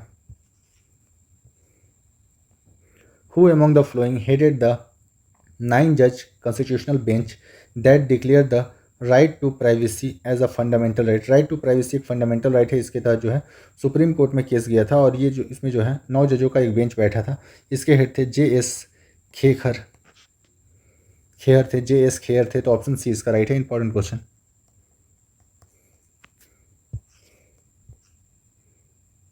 India is called a secular country because citizen have a fundamental right to freedom to profess religions of one choice. हाँ, जिस आदमी का जो भी पसंद है, जो भी रिलीजन पसंद है, वो उस रिलीजन को प्रैक्टिस कर सकता है, तो यही वजह है कि भारत जो है एक सेकुलर कंट्री है, तो ऑप्शन ए इसका राइट हो जाएगा। Which of the following writs provides a remedy for a person who has been unlawful held in the prison. किसी आदमी को गलत तरीका से अगर जेल में रखा गया है, तो इसके लिए जो है हेबियस कॉर्पस जो है जज के सामने 24 घंटे के अंदर प्रोड्यूस करना होगा। गलत तरीके से रखा गया है उसको, तो पुलिस का ये काम है कि उसको 24 घंटे के अंदर जो है जज के सामने प्रोड्यूस करना, और जज उसके बाद में डिसाइड करेगा कि इसको जुडिशियल कस्टडी में रखना है या फिर पुलिस कस्टडी में रखना है, बट विदिन 24 आवर जज के सामने प्रोड्यूस करना जरूरी है। Which writs is issue when the court find that a person is holding office but it is not entitled to hold this office. ये होता है को वारंटो। किस बिहाफ पे कोई भी आदमी अगर किसी पोस्ट पर बैठा हुआ है, तो वो किस बिहाफ पे बैठा हुआ है, ये जो है इसका जांच कर सकती है सुप्रीम कोर्ट, और इसके लिए जो है रिट्स को वारंटो जारी करता है कोर्ट, तो ऑप्शन इसका बी राइट हो जाएगा। Under article 32 of constitution of India the supreme court is invested with the power to issue writs. Which of the following is not one of the writs. 5 writs जारी करता है supreme court, इसमें से जो है अन्ना पियो ये नहीं है। इसके अलावा जो है को वारंटो हो गया, प्रोविज़न हो गया, मैंडमस हो गया, इसके अलावा जो होता है सर्टियोरिटी होता है, और जो होता है को वारंटो यहाँ मेंशन हो गया है, ये होता है हेबियस कॉर्पस। तो ये 5 तरह का रिट्स होता है, वो आर्टिकल 32 के तहत जो है सुप्रीम कोर्ट इन रिट्स को जारी करता है, और हाई कोर्ट भी जो है रिट्स को जारी करता है, पर ये जारी करता है आर्टिकल 226 के तहत जारी करता है, तो ऑप्शन इसका ए राइट हो जाएगा कि ये जो है ये रिट्स नहीं है भारत के संविधान में। How many types of writs can be issue in Indian constitution? Indian constitution में 5 तरह का जो है रिट्स जारी करने का दिया गया है आर्टिकल 32 के तहत और 226 के तहत। तो ऑप्शन इसका बी राइट हो जाएगा। What does the writs of mandamus means? Mandamus का मतलब होता है वी कमांड, कि सुप्रीम कोर्ट या हाई कोर्ट जो है कमांड करेगा, ऑर्डर देगा। ऑप्शन ए इसका राइट हो जाएगा। Which of the following writs is issued when the court finds that a particular office hold is not doing legal duty and thereby is infringing on the rights of individual? अगर कोई भी जो सरकारी अधिकारी है अगर वो मनमानी करता है, अपना काम को सही से नहीं करता है, तो सुप्रीम कोर्ट या हाई कोर्ट जो है ये मैंडमस जारी करता है। कोई भी अगर सरकारी अधिकारी जो है वो अपना काम अगर सही से ना करे तब जो है मैंडमस जारी किया जाता है सुप्रीम कोर्ट या हाई कोर्ट के द्वारा। तो ऑप्शन इसका ये राइट हो जाएगा। Which of the following articles of the constitution of India deals with the protection of interests of minority? Minority का इंटरेस्ट जो है, माइनॉरिटी के बारे में जो आपका आर्टिकल दिया गया है, आर्टिकल जो है 25 से लेकर 30 तक है। 25 से लेकर 30 तक, 25 से लेकर 28 तक जो है ये रिलीजियस फ्रीडम है, और 29 और 30 जो है ये आपका कल्चरल एंड एजुकेशनल है। कल्चरल एंड एजुकेशनल है। तो यहाँ पर दिया गया है आर्टिकल 29। आर्टिकल 18 जो है टाइटल का है, टाइटल का है। आर्टिकल 24 जो है चाइल्ड लेबर, चाइल्ड लेबर के ऊपर बैन है, ये है। Which of the following articles of the constitution of India makes provision of protection in respect to the conviction of offence? ये जो है आर्टिकल 20 में है, कन्वेक्शन फॉर ऑफेंस आर्टिकल 20 में मेंशन किया गया है। तो ऑप्शन सी इसका राइट हो जाएगा। अगला है फंडामेंटल ड्यूटी। फंडामेंटल ड्यूटी जो है यूएसएसआर से लिया गया है भारत के संविधान में। अगर आपको यूएसएसआर ना मिले तो ये रसिया हो जाएगा इसका राइट आंसर। अगला है which committee has propose fine और punishment for the non compliance of the fundamental duty? अब कोई फंडामेंटल ड्यूटी को ना करता हुआ पकड़ा गया कि फंडामेंटल ड्यूटी है, अगर वो नहीं कर रहा तो इसके तहत जो है उसको फाइन लगेगा या पनिशमेंट लगेगा। ये सुझाव था सरवन सिंह कमेटी का, सिफारिश था। और जो फंडामेंटल ड्यूटी है भारत के संविधान में 42वां संविधान संशोधन 42nd अमेंडमेंट एक्ट 1976 का है। तो ऑप्शन बी इसका राइट हो जाएगा। According to the Indian Constitution, which of the following is not a fundamental duty? To protect public property, सरकारी संपत्ति को बचाना आपका फंडामेंटल ड्यूटी है।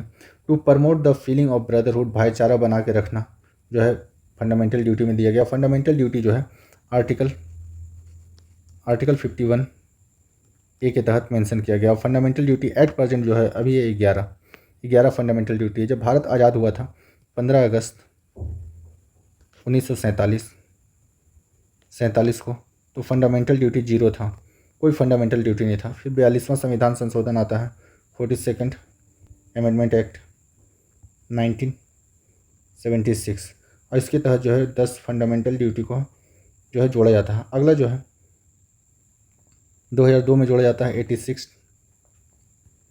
Amendment act.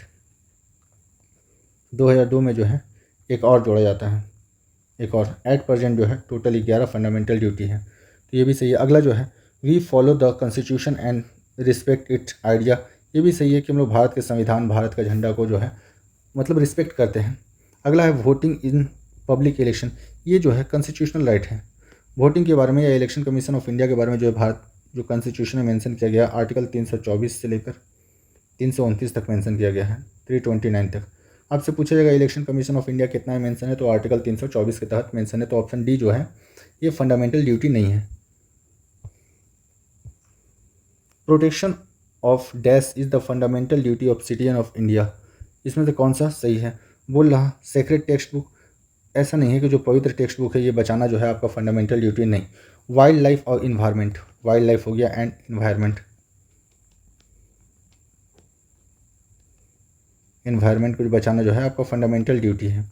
तो ऑप्शन बी इसका राइट हो जाएगा। Which of the flowing options is not included in the fundamental duty, इसमें से कौन सा है जो फंडामेंटल ड्यूटी का लिस्ट में नहीं है? To value and preserve the rich heritage of our composite culture, हम लोग का जो कल्चर है, जो भी इतिहास है, उसका कोई भी मॉन्यूमेंट है या कोई भी स्ट्रक्चर है, उसको प्रिवेंट करना, उसको बचाए रखना जो है, ये फंडामेंटल ड्यूटी है हर सिटीजन का। अगला है respecting the national flag and the national anthem. Bharat का झंडा हो गया, भारत का जो ये हो गया नेशनल एंथम हो गया, इसका रिस्पेक्ट करना जो है ये भी ड्यूटी है, फंडामेंटल ड्यूटी।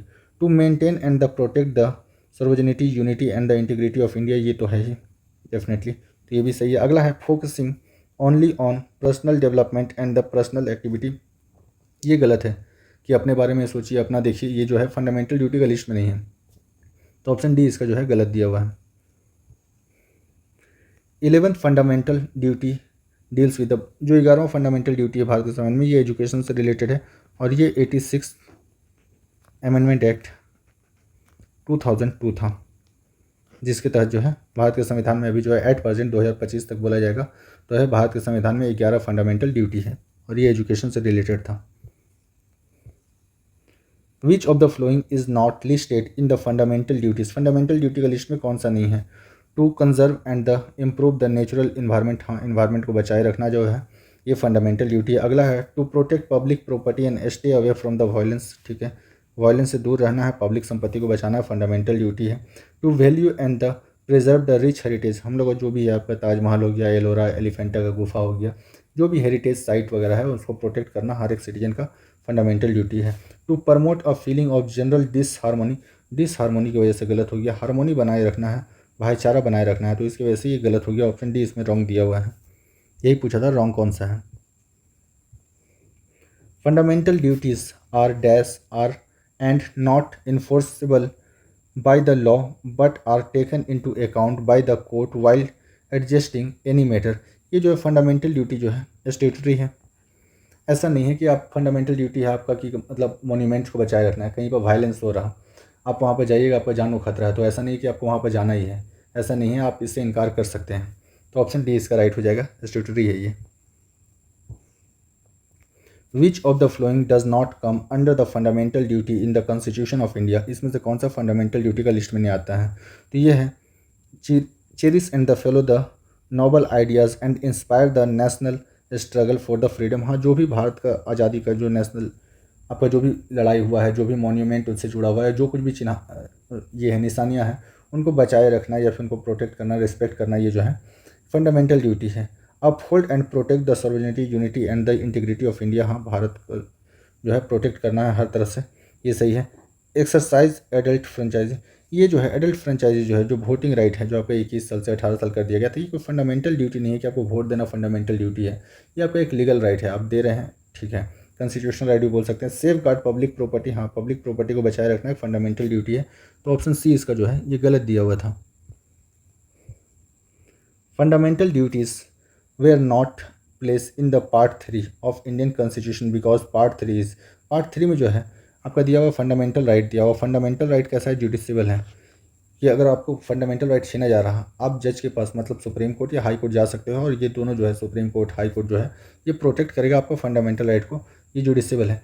पर जो आपका फंडामेंटल ड्यूटी है इसमें आपको ऐसा नहीं है कि कहीं वायलेंस और आपको जाके इन्वॉल्व होना है, ऐसा कुछ नहीं है, आप चाहो तो अपना वहाँ सेफ्टी के साथ निकल सकते हो, तो ऑप्शन ए इसका राइट हो जाएगा। Which of the following is not a fundamental duty mention in the Indian constitution, Bharat के संविधान में मेंशन नहीं है। डेवलपमेंट ऑफ ह्यूमनिज्म, सही है, भाईचारा बना के रखना है, मेलजोल बना के रखना है, सही है, दिया गया है। To develop the inspire of harmony, हाँ हारमोनी बनाए रखना है, मेलजोल बनाए रखना है। स्पिरिट ऑफ लर्निंग, हमेशा साइंटिफिक टेम्परमेंट रखना है, बाबा बाबा के चक्कर में नहीं फंसना है, तो ये भी जो है आपका स्पिरिट ऑफ लर्निंग बनाए रखना है। ब्रिंगिंग अबाउट अनप्रूवमेंट, ये जो दिया हुआ है इससे गलत हो गया, ऑप्शन डी जो है इसका रॉन्ग दिया गया है। Which article of the Indian constitution states that it is the duty of every citizen of India to develop scientific temper, humanism and the spirit of inquiry and the reform, ये जो दिया गया है आपका scientific temperament बनाए रखना, humanism बनाए रखना, ये जो है फंडामेंटल आपका ड्यूटी है, और ये जो है आर्टिकल 51 का ए में मेंशन किया। अगर पूछा जाए पार्ट कितना है, तो पार्ट 4 का ए में है, पार्ट 4 में डीपीएसपी है, और पार्ट 4 का ए जो है इसमें फंडामेंटल ड्यूटी है, और इसमें एक ही आर्टिकल है, आर्टिकल 51 ए, और इसमें जो है ABCD करके 11 दिया हुआ, मतलब K तक दिया हुआ है। The committee that implements the suggestion to teach fundamental duty to the citizen of the country is known as the, Bharat के हर एक नागरिक को फंडामेंटल ड्यूटी जो है सिखाना है, ये जो है मेंशन किया गया था JS वर्मा कमेटी के द्वारा जो है सिफारिश किया गया था। और ये सिफारिश किया गया था 1998 में कि बुक में ऐड करो, जनरली चीज़ों को अगर सिखाना है, इम्प्रूवमेंट लाना है सोसाइटी में, फंडामेंटल ड्यूटी के बारे में बतलाना है, तो बुक में ऐड करो छोटे क्लास से, हो सके तो उसका फ्रंट पेज पे ऐड करो कि फंडामेंटल ड्यूटी क्या क्या होता है। तो ये है JS वर्मा कमेटी का सिफारिश था ये भारत सरकार से। Which of the following is not a fundamental duty, इसमें से कौन सा फंडामेंटल ड्यूटी नहीं है। To protect the natural environment, हाँ ये एक फंडामेंटल ड्यूटी है। वोटिंग ड्यूरिंग इलेक्शन, ये गलत है, ये लीगल राइट है, तो B इसका गलत हो जाएगा। अगला है to maintain and protect the unity and integrity of India, हाँ ये एक फंडामेंटल ड्यूटी है, भारत में एक मेल जोल बना के रखना है, इंटीग्रिटी बना के रखना है। टू फॉलो द कॉन्स्टिट्यूशन, हाँ भारत का कॉन्स्टिट्यूशन का सम्मान करना है, भारत के झंडा का सम्मान करना है, भारत के जो ये हैं नेशनल सिंबल्स वगैरह हैं उनको प्रोटेक्ट करना है, मॉन्यूमेंट्स को प्रोटेक्ट करना है, ये सारा फंडामेंटल ड्यूटी में आता है। तो ऑप्शन B इसका गलत दिया हुआ है। Which of the following statements is not correct regarding fundamental duty, fundamental duty के संबंध में कौन सा इसमें से सही नहीं है। Article 51A deals with the fundamental duty, एकदम सही है, 51 का A में दिया गया है। The total number of fundamental duty is 11, अभी 11 है fundamental duty. Incorporated by the 43rd constitutional amendment, गलत बात है, ये 42nd अमेंडमेंट था, 42nd अमेंडमेंट एक्ट 1976, तो ये 43rd दिया हुआ, तो ये गलत हो गया। अगला देखते हैं, included in the part 4A of Indian constitution, ये भी सही है कि ये भारत के संविधान का जो है पार्ट 4 का A में मेंशन किया गया है, तो ऑप्शन इसका C जो है गलत दिया हुआ है। Which of the following articles of the Indian constitution is related to the fundamental duty, fundamental duty जो है 51 का A में है, 51 का A में, ऑप्शन इसका B राइट हो जाएगा। Which of the flowing committees recommended the inclusion of fundamental duty in the constitution, Bharat के संविधान में फंडामेंटल ड्यूटी को ऐड किया गया USSR से, और ये ऐड किया गया है 42nd अमेंडमेंट एक्ट 1976 में, और ये जो है सरवन सिंह मेहता कमेटी की सिफारिश पे जो है भारत के संविधान में ऐड किया गया था, तो ऑप्शन इसका A राइट हो जाएगा। Fundamental duties are included in the Indian constitution by the dash amendment, Bharat के संविधान में जो है 42वां संविधान संशोधन 1976 को हुआ था, इसी के तहत जो है फंडामेंटल ड्यूटी को ऐड किया गया था। The total number of fundamental duties provided by the constitution of India, total fundamental duty जो है 11 है। जब क्वेश्चन ऐसा पूछा जाएगा कि जब भारत का संविधान लागू हुआ, मतलब 26 जनवरी 1950, उस समय कितना फंडामेंटल ड्यूटी था, तो 0 था। जब भारत का संविधान बन रहा था उसमें कोई भी फंडामेंटल ड्यूटी मेंशन नहीं किया गया था। एज ऑन जुलाई 2020, अब आएगा 2025 लिखकर। How many fundamental duties are mention for the citizen of India, 11 fundamental duty. अब आखिरी फंडामेंटल ड्यूटी 2002 में ऐड किया गया था, ये था एजुकेशन के ऊपर। Which article specifies the fundamental duty of every citizen, Bharat का जो है हर एक नागरिक का जो फंडामेंटल ड्यूटी है आर्टिकल 51 का A में मेंशन किया गया है। Which articles of the constitution deals with the fundamental duty, fundamental duty जो है आर्टिकल 51 का A में मेंशन किया गया, 42वां संविधान संशोधन 1976 इंदिरा गांधी के टाइम में। Which of the following articles to the constitution of India cities that it is the duty of every citizen of India to develop a scientific temper, humanism and the spirit of inquiry and the reform, ये जो है article 51 के तहत जो है scientific temperament, humanism, inquiry, reform जो है mention किया गया है, तो ऑप्शन C इसका राइट हो जाएगा। Which articles in the Indian constitution stated fundamental duty, 51 का A। Which of the following is not listed as the fundamental duty of the Constitution in India? Obey the traffic rule, ये जो है ये legal आपका जो है IPC Indian penal code के तहत जो है सज़ा दिया जाता है अगर आप सही से ये नहीं कर रहे हो, ट्रैफिक रूल वगैरह फॉलो नहीं कर रहे हो, तो ये जो है नहीं है, तो ऑप्शन B इसका A इसका गलत दिया हुआ है। Which of the flowing committee recommended inclusion of fundamental duties, Bharat के संविधान में फंडामेंटल ड्यूटी जो है सरवंत सिंह कमेटी की सिफारिश पे इंक्लूड किया गया था, option D. Which of the following is not listed as the fundamental duty in Indian constitution, payment of tax, tax वगैरह जो है ये जो है मेंशन नहीं किया गया। पब्लिक प्रॉपर्टी बचाए रखना है, कॉन्स्टिट्यूशन को फॉलो करना है, भारत का सार्वजनिटी इंटीग्रिटी यूनिटी बनाए रखना है, ये सारा का सारा फंडामेंटल ड्यूटी है। पर पेमेंट ऑफ टैक्स जो है ये फंडामेंटल ड्यूटी की लिस्ट में नहीं आता है। अगला है directive principle of state policy. पहला क्वेश्चन तो यही बनेगा, ये लिया कहाँ से गया है, तो ये आयरलैंड से लिया गया है। आयरलैंड, आयरलैंड जो है लिया है स्पेन से, स्पेन से लिया गया है। ये जो है पार्ट 4 में है, पार्ट 4 में है। और इसमें जो आर्टिकल है, आर्टिकल 36 से 51 तक मेंशन किया गया है। और ये जो है इन्फोर्सेबल नहीं है, इसके लिए कोर्ट नहीं जा सकते हैं। पहला है विच part of Indian constitution contains the idea of welfare state, welfare state के बारे में जो मेंशन किया गया भारत के संविधान में, ये directive principle of state policy में मेंशन किया गया, डीपीएसपी में। तो ऑप्शन इसका ए राइट हो जाएगा। Which of the following articles mention a uniform civil code through India, Bharat में जो यूनिफॉर्म सिविल कोड है ये आर्टिकल 44 के तहत मोस्ट इंपॉर्टेंट फिर से आएगा।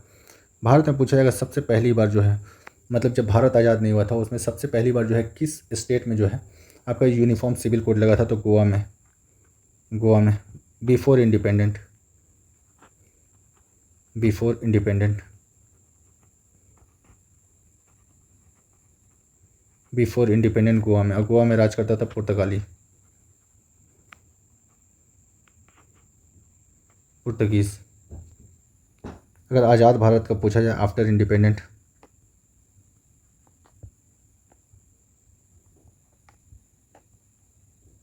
आफ्टर इंडिपेंडेंट तो ये हो जाएगा उत्तराखंड, उत्तराखंड हो जाएगा, ना कि यूनाइटेड किंगडम, उत्तराखंड। तो ऑप्शन इसका जो है डी राइट है। Most important question, the directive principle are broadly classified into 3 broad category, which of the following is not a part of this classification, socialist जो है, सोशलिस्ट विचारधारा जो है डीपीएसपी में है, गांधीयन विचारधारा जो है ये डीपीएसपी में है, आर्टिकल 40 जिसमें ग्राम पंचायत है इसमें गांधीयन विचारधारा दिखता है, लिबरल विचारधारा दिखता है, यूनिफॉर्म सिविल कोड, सबके लिए एक जैसा कानून होना चाहिए, ऑटोक्रेजम नहीं है। ये जो है भारत का जो है ये directive principle of state policy है, इसमें इसका झलक नहीं दिखता है, तो ऑप्शन सी इसका दिया हुआ गलत। What is the purpose of article 44 of the Indian constitution, Bharat का संविधान का आर्टिकल 44 यूनिफॉर्म सिविल कोड है हर एक कम्युनिटी को। For example Hindu law book अलग होता है, इस्लामिक लॉ बुक अलग होता है, मुस्लिम, तो वो जो है रिलीजन के हिसाब से देश नहीं चलेगा, देश चलेगा कानून के हिसाब से, और कानून होगा एक जो यूनिफॉर्म सिविल कोड के तहत हर किसी को एक तरह का सज़ा मिलेगा। To ensure a uniform civil code for citizens throughout the territory of India, तो पहला सही दिया गया है कि भारत सारे भारतवासियों के लिए एक जैसा कानून होगा, तो ऑप्शन इसका ए राइट हो जाएगा। Which of the following is not a directive principle of state policy, इसमें से कौन सा directive principle of state policy का पार्ट नहीं, तो अगला बोला गया है separation of judicial from the executive, ये आईएएस में आ चुका है, आईएएस में आ चुका है। ये जो है आर्टिकल 50 के तहत जो है जुडिशरी और एग्जीक्यूटिव दोनों को अलग किया गया है डीपीएस में। Uniform civil code most important article 44, article 44 है। कंजर्वेशन ऑफ मॉन्यूमेंट्स, जो भी मॉन्यूमेंट्स वगैरह हैं, ताजमहल है या फिर कुछ भी है, उसका जो है ये आर्टिकल 49 में दिया गया है। इसको याद करना आसान है। भारत का संविधान बनकर तैयार हुआ है 26 नवंबर 1949 में, और 1949 के बाद भारत में जो भी मॉन्यूमेंट है, ताजमहल, लाल किला, कुतुब मीनार हो गया, एलोरा एलिफेंटा का केव हो गया, और जितने भी चर्चेज है जो पुराना है मॉन्यूमेंट, उनको बचाए रखना है, और ये आर्टिकल 49 के तहत मेंशन किया गया है। Residence in any part of India, ये जो है फंडामेंटल राइट में है, फंडामेंटल राइट में है, और ये आर्टिकल 19 के तहत जो है ये आज़ादी मिलता है। तो ऑप्शन जो डी दिया गया था ये गलत दिया गया है।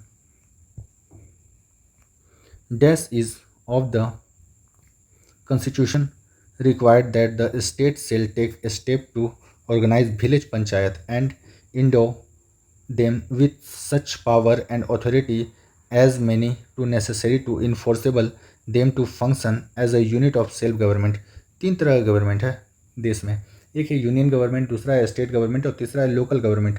Directive principle of state policy में जो मेंशन किया गया है आर्टिकल 40 के तहत कि जो है विलेज पंचायत होगा। विलेज पंचायत आर्टिकल 40 में मेंशन किया गया है, मोस्ट इंपॉर्टेंट, और ये जो है गांधीयन विचारधारा है। ऑप्शन इसका ए राइट हो जाएगा। Which article of the Indian constitution protects monuments और द प्लेस ऑफ आर्टिस्टिक और द हिस्टोरिकल इंपॉर्टेंस। कोई भी हिस्टोरिकल इंपॉर्टेंस जो है ये आर्टिकल 49 के तहत जो है भारत के संविधान में मेंशन किया गया। भारत का संविधान 26 नवंबर 1949 को लागू हुआ और 1949 मतलब 49 का जो है 49 नंबर आर्टिकल ये बतलाता है कि जो भी मॉन्यूमेंट है उन मॉन्यूमेंट को प्रोटेक्टेड रखना है। How many directive principle of the original list in the Indian constitution were amend by the 44th amendment act 1978। एक को अमेंड किया गया था, एक को। अगर पूछा जाएगा 42nd अमेंडमेंट एक्ट 1976 के तहत कितना अमेंडमेंट किया गया डीपीएसपी में, तो 4 हो जाएगा। 78 में एक अमेंडमेंट हुआ था और 76 में जो है 4 अमेंडमेंट हुआ था। इंपॉर्टेंट क्वेश्चन है। The working condition also include the prevention of sexual harassment of working women and the making agreements in the organization for it. This falls under, ये जो है आर्टिकल 42 के अंदर में आता है कि किसी भी ऐसा जगह पे जहाँ पर औरतें काम करती है उनके साथ अगर सेक्सुअल हरासमेंट आता है और उसमें जो है ऑर्गेनाइजेशन भी इन्वॉल्व है डायरेक्टली मतलब इस काम में, तो ये जो है डीपीएसपी का आर्टिकल 42 के तहत मेंशन किया गया है। और दूसरा चीज़ है कि जहाँ भी काम किया जा रहा, मजदूरी किया जा रहा, वहाँ पर जो कंडीशन एक होना चाहिए वर्केबल कंडीशन होना चाहिए कि मतलब वहाँ पर हवा आता रहे, ऐसा नहीं कि कहीं पर बहुत क्रिटिकल सिचुएशन है वहाँ पर काम कराया जा रहा मजदूरों से, तो ये भी जो है आर्टिकल 42 के तहत जो है आपका भारत के संविधान में मेंशन किया गया है illegal. How many directive principle were added और amended to the Indian Constitution by the 42nd Amendment Act 1976। 76 में 4 अमेंडमेंट और 78 में जो हुआ था 44th अमेंडमेंट एक्ट के तहत एक में अमेंडमेंट हुआ था, तो ऑप्शन बी इसका राइट हो जाएगा 4। Which of the following amendment acts added 4 new subjects? Article 39, 39A, 43A, 48A the directive principle of state policy. 4 को अमेंड किया गया था या फिर ऐड किया गया बोल सकते हैं। ये जो है 42nd अमेंडमेंट एक्ट 1976 में किया गया था, तो ऑप्शन बी इसका राइट हो जाएगा। Which of the following statements is correct regarding the directive principle of state policy of Indian constitution. इसमें से कौन सा जो है सही है? They were the negative in nature. Negative रहेगा तो भारत का संविधान में क्यों रहेगा? सिटीजन के लिए ये तो है, नेगेटिव होने का कोई मतलब नहीं है। They have the moral and the political restriction. हाँ, मोरल रिस्ट्रिक्शन ये है कि सरकार जो है भारत के संविधान का डीपीएसपी जो है 36 से लेकर 51 तक, इसके अंदर बहुत अच्छा चीज़ मेंशन किया गया है, पर भारत सरकार के पास या स्टेट गवर्नमेंट के पास उतना फंड है ही नहीं कि उन सब चीज़ों को वो दे सके, तो मोरली ये रीज़न हो सकता है। पॉलिटिकल रिस्ट्रिक्शन ये हो सकता है कि ज़्यादा फंड अगर ज़्यादा हम directive principle of state policy provide करेंगे तो फंड वगैरह का कमी हो जाएगा, तो ये तो है। और इसका ऊपर जो है कि अगर कोई पॉलिटिकल पार्टी अगर डीपीएसपी में जो भी लिखा हुआ है वो अगर नहीं देती है तो उसके लिए आप कोर्ट नहीं जा सकते हैं। फंडामेंटल राइट के लिए कोर्ट जा सकते थे, डीपीएसपी के लिए कोर्ट में नहीं होगा। अगर आप जाके बोलिएगा कोर्ट में कि अपने संविधान का डीपीएसपी में ये लिखा गया है, तो वहाँ से डायरेक्ट बोल दिया जाएगा कि इसके ऊपर जो सुनवाई नहीं हो सकता है क्योंकि डीपीएसपी में है। अगला है they promote the welfare of the rich.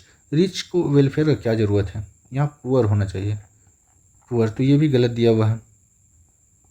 अगला है they are positive in nature. Definitely अगर भारत के संविधान में कुछ है तो ये पॉजिटिवली होगा, ऑप्शन इसका बी राइट हो जाएगा। Which of the following is a features of the directive principle of state policy of Indian constitution. Bharat के संविधान में का जो डीपीएसपी है क्या खूबी है? Are against the state. State के अगेंस्ट में क्यों होगा? सरकार के अगेंस्ट में क्यों? ये तो सरकार का समझिए कि सरकार का फंडामेंटल राइट है, उसमें लिखा हुआ जितना कुछ सरकार बोलेगी नहीं देंगे तो आप कुछ नहीं कर सकते, कोर्ट भी नहीं जा सकते हैं, तो ये तो अगेंस्ट सरकार है नहीं, सब सरकार के सपोर्ट में है। कैन नॉट बी इम्प्लीमेंटेड, एकदम सही, आप कहीं भी जाके इसको लागू नहीं करवा सकते हैं, supreme court, high court, district court, किसी भी कोर्ट में, तो ये सही दिया गया है। X and Y are working as the managers in a restaurant but they get unequal pay for equal work. Which of the directive principle of the state policy provide the equal pay for equal work. Equal pay for equal work जो दिया गया article 39 में दिया गया है कि अगर दो आदमी जो है एक ही पोस्ट पे काम कर रहा तो दोनों आदमी को इक्वल पैसा मिलना चाहिए। ये जो है आर्टिकल 39 में है, पर ये मिलेगा ये ज़रूरी नहीं है और इसके लिए आप कोर्ट नहीं जा सकते क्योंकि ये डीपीएसपी का हिस्सा है। ऑप्शन इसका बी राइट हो जाएगा। Under which articles of the directive principle of state policy a working women on the maternity leave should receive all the maternity benefit from the employers. ये जो है मेंशन किया गया है आर्टिकल 42 के तहत। आर्टिकल 42 के तहत ही मेंशन किया गया है कि एक वर्केबल कंडीशन होना चाहिए। अगर औरत प्रेग्नेंट है 6 महीने का बाद का अगर ये है तो उसको 3 महीने का छुट्टी दिया जाएगा। ये जो है आर्टिकल 42 के तहत मेंशन किया गया है। Which of the following is the Gandhian policy of directive principle of state policy. Equal pay for equal work, ये जो है आपका लिबरल थाउट हो गया। जो लिबरल होगा वही बोलेगा कि equal pay for equal work, तो ये हो गया liberal. To preserve the uniform civil code, ये भी बात जो है एक लिबरल बोलेगा कि सबको एक जैसा ही जो है ट्रीटमेंट मिलना चाहिए, एक जैसा ही कानून लागू होना चाहिए। Separation of judiciary from the executive, ये जो है आपका सोशलिस्ट बोलेगा। सोशलिस्ट जो होगा ये बोलेगा कि हमेशा जो है जुडिशरी को एग्जीक्यूटिव से अलग रखिए, दोनों मिल के काम करेगा तो फिर देश चौपट हो जाएगा। ये जो है सेपरेट रखिए, जुडिशियल कुछ काम करेगा तो एग्जीक्यूटिव उसका ऊपर नज़र रखेगा, एग्जीक्यूटिव कुछ काम करेगा जुडिशियल नज़र रखेगा, कोई भी एक दूसरा जो है बेनिफिट ना उठा पाए। Formation of Gandhian panchayat, article 40 में मेंशन किया गया है पंचायत, आर्टिकल 40, और ये जो है गांधीयन विचारधारा है तो ऑप्शन डी इसका राइट हो जाएगा, Gandhian. The directive principle of a state policy in the Constitution of India were borrowed from the Danish Constitution। Bharat के संविधान में डीपीएसपी जो है आयरलैंड से लिया गया है और आयरलैंड जो है स्पेन से लिया है, तो ऑप्शन इसका सी राइट हो जाएगा। Which of the following articles of the Constitution of India deals with the organization of agriculture and the animal husbandry? Article 48 हो गया। आर्टिकल 48 के तहत जो है एग्रीकल्चर और एनिमल हस्बेंड्री का जो है ऑर्गेनाइजेशन है, ये डीपीएसपी में मेंशन किया गया है। काउ स्लॉटरिंग वगैरह जो है आर्टिकल 48 का ए में मेंशन किया गया है, काउ स्लॉटरिंग बैन होना चाहिए और ये गांधीयन विचारधारा है। अल्कोहल बैन होना चाहिए।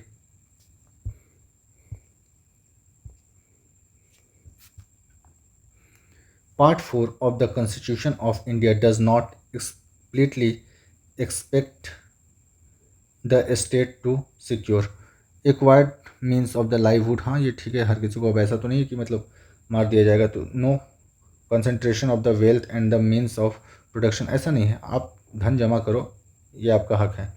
Maternity relief for the employed women, ये जो है हर स्टेट देती है, चाहे जिस किसी भी स्टेट में हो या आप किसी प्राइवेट संस्था में भी हो, तो मेनली देखा गया है ऐसा ना कि जो भी मैटरनिटी रिलीफ जो है औरतों जो प्रेग्नेंट रहती है 6 महीना 6.5 महीने या 7 महीने के बाद जो है उनको 2-3 महीने का लीव दे ही दिया जाता है।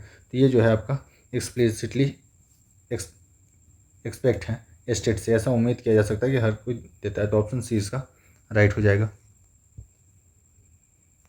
Article 42 of the Indian constitution provision for the justice and the human condition for working and the maternity relief deals with the, ये आर्टिकल 42 में दिया गया है।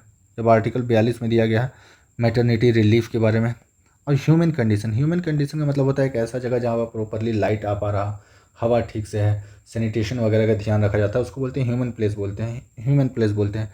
आर्टिकल 42 जो है directive principle of state policy में आ जाएगा, तो ऑप्शन इसका डी राइट हो जाएगा। Which articles of the Constitution of India states the directive principle of state policy on the promotion of international peace and the security? UPSC question कई बार आएगा। ये जो है आर्टिकल 51 में जो है promote international peace and the security mention किया गया है। आपसे क्वेश्चन ऐसे ही बन सकता है कि इंटरनेशनल पीस एंड सिक्योरिटी जो है कौन सा पार्ट में है, तो पार्ट 4 में है। पार्ट 4 का आर्टिकल 51 में है, तो ये आपका हो जाएगा option C. Article 43A of the Indian constitution participation of worker in management of the industries deals with the, ये डीपीएसपी के तहत जो है मेंशन किया गया है डीपीएसपी, और ये जो है 43 का ए के तहत है, आर्टिकल 43 का ए के तहत। मतलब एक बोला जा रहा है जो यूनियन होता है किसी भी संस्था में, अगर आप काम कीजिएगा, जैसे आपको जॉब लगेगा तो हर जगह एक यूनियन बना हुआ है। इस यूनियन को बनाने का जो राइट है ये डीपीएसपी का आर्टिकल 43 का ए में दिया गया है। अब ऐसे जो है आप एक यूनियन बना सकते हैं आर्टिकल 19 सी के तहत। तो ऑप्शन इसका सी राइट हो जाएगा। Article 41 of the Indian constitution right to work, to education and the public assistant in certain cases deals with the. Article 41 जो है ये directive principle of state policy का पार्ट है। और राइट टू वर्क, अगर किसी के पास काम नहीं है तो ऐसा नहीं कि आप कोर्ट चले जाएं और बोले हमको राइट टू वर्क है, हम भी काम करेंगे, ऐसा नहीं है, ये कोर्ट में अप्लीकेबल नहीं है। Article 48A of Indian constitution protection and the improvement of the environment and the safe guard of forest and wild life deals with the. Article 41A ये जो है इन्वायरमेंट और जो है आपका वाइल्ड लाइफ को सेफ्टी के लिए है। और ये जो है 48 आ जाएगा directive principle of state policy, क्योंकि directive principle of state policy जो है आर्टिकल 36 से लेकर जो है 51 तक है। तो ये आ जाएगा आपका option D. Article 39A of the Indian constitution equal justice and free legal add deals with the. Article 39 जो है 36 से लेकर 51 तक आता है डीपीएसपी। तो आर्टिकल 39A जो होगा ये भी डीपीएसपी में होगा। और ये आप कई बार सुने होंगे, कोई गरीब रहता है, आप बॉलीवुड का मूवी वगैरह में देखे होंगे, तो उसको सरकारी वकील मिलता है। जनरली सरकारी वकील जो है सामने वाला पार्टी से पैसा लेकर हार जाता है। हम हर किसी का केस नहीं बोल रहे हैं, 90% का केस यही होता है। सरकारी वकील आपको सरकार की तरफ से दिया जाएगा अगर आपके पास पैसा नहीं है तब, और ये डीपीएसपी का पार्ट है। Uniform civil code is mention in which article of Indian constitution. Bharat के संविधान का 44 नंबर आर्टिकल जो है यूनिफॉर्म सिविल कोड बोलता है। यूनिफॉर्म का मतलब एक जैसा, 4444 ये यूनिफॉर्म है। भारत में सबसे पहली बार यूनिफॉर्म सिविल कोड गोवा में लगा था, पुर्तगालियों के द्वारा लगाया गया था और बिफोर इंडिपेंडेंट लगाया गया था। आज़ादी के बाद जो है भारत में उत्तराखंड पहला स्टेट है जिसमें यूनिफॉर्म सिविल कोड लागू हुआ है। Which of the following articles of the Constitution of India deals with the Uniform Civil Code? Uniform civil code जो है भारत के संविधान का 44 नंबर में है, आर्टिकल 44 में। ऑप्शन ए इसका राइट होगा। Article 44 of Indian constitution uniform civil code for the citizens deals with the directive principle of state policy का पार्ट है। यूनियन गवर्नमेंट जो है ये आर्टिकल 52 से लेकर 151 तक मेंशन किया गया है। आर्टिकल जो है स्टेट गवर्नमेंट का जो है आर्टिकल 152 से लेकर 237 तक मेंशन किया गया है। और फंडामेंटल राइट जो है आर्टिकल 12 से लेकर 35 तक है। डीपीएसपी तो हो गया 36 से 51 तक। तो ऑप्शन इसका ए राइट हो जाएगा। Which of the following articles promotes equal justice and free legal add. सरकारी वकील मिलेगा, ये जो है आर्टिकल 39 का ए में मेंशन किया गया है। ऑप्शन ए इसका राइट हो जाएगा। Article 42 of the Indian constitution provision for just and the human condition of the work and the maternity relief deals with the. Maternity relief और एक सही कंडीशन जहाँ काम किया जा रहा है वहाँ आर्टिकल 42 में मेंशन है। और आर्टिकल 42 जो है डीपीएसपी का पार्ट है। तो ऑप्शन इसका डी राइट हो जाएगा। Which of the following is not included in the directive principle of state policy of the Constitution of India? Equal pay for equal work, हाँ ये तो है। ये आर्टिकल आपको जो है आर्टिकल 39 का डी में है। आर्टिकल 39 याद रखिए, में जो है equal pay for equal mention है। Equal justice and free legal aid जो है ये आर्टिकल 39 का ए है। आर्टिकल 39 का ए जो है राइट टू इन्फॉर्मेशन, ये 2005 में आया था। आरटीआई 2005 में आया था। और ये जो है डीपीएसपी का पार्ट नहीं है। आप किसी भी सरकारी संस्था से जो है आप रिकॉर्ड मंगवा सकते हैं, बस ये डिफेंस का ना हो, कुछ सीक्रेट रिसर्च का ना हो, इसका ना हो। ऑर्गेनाइजेशन ऑफ विलेज पंचायत जो है ये आर्टिकल 40 के तहत मेंशन है और इम्पॉर्टेंट भी है। तो ऑप्शन सी इसका जो है आरटीआई जो है आपका डीपीएसपी के अंदर में नहीं आता है।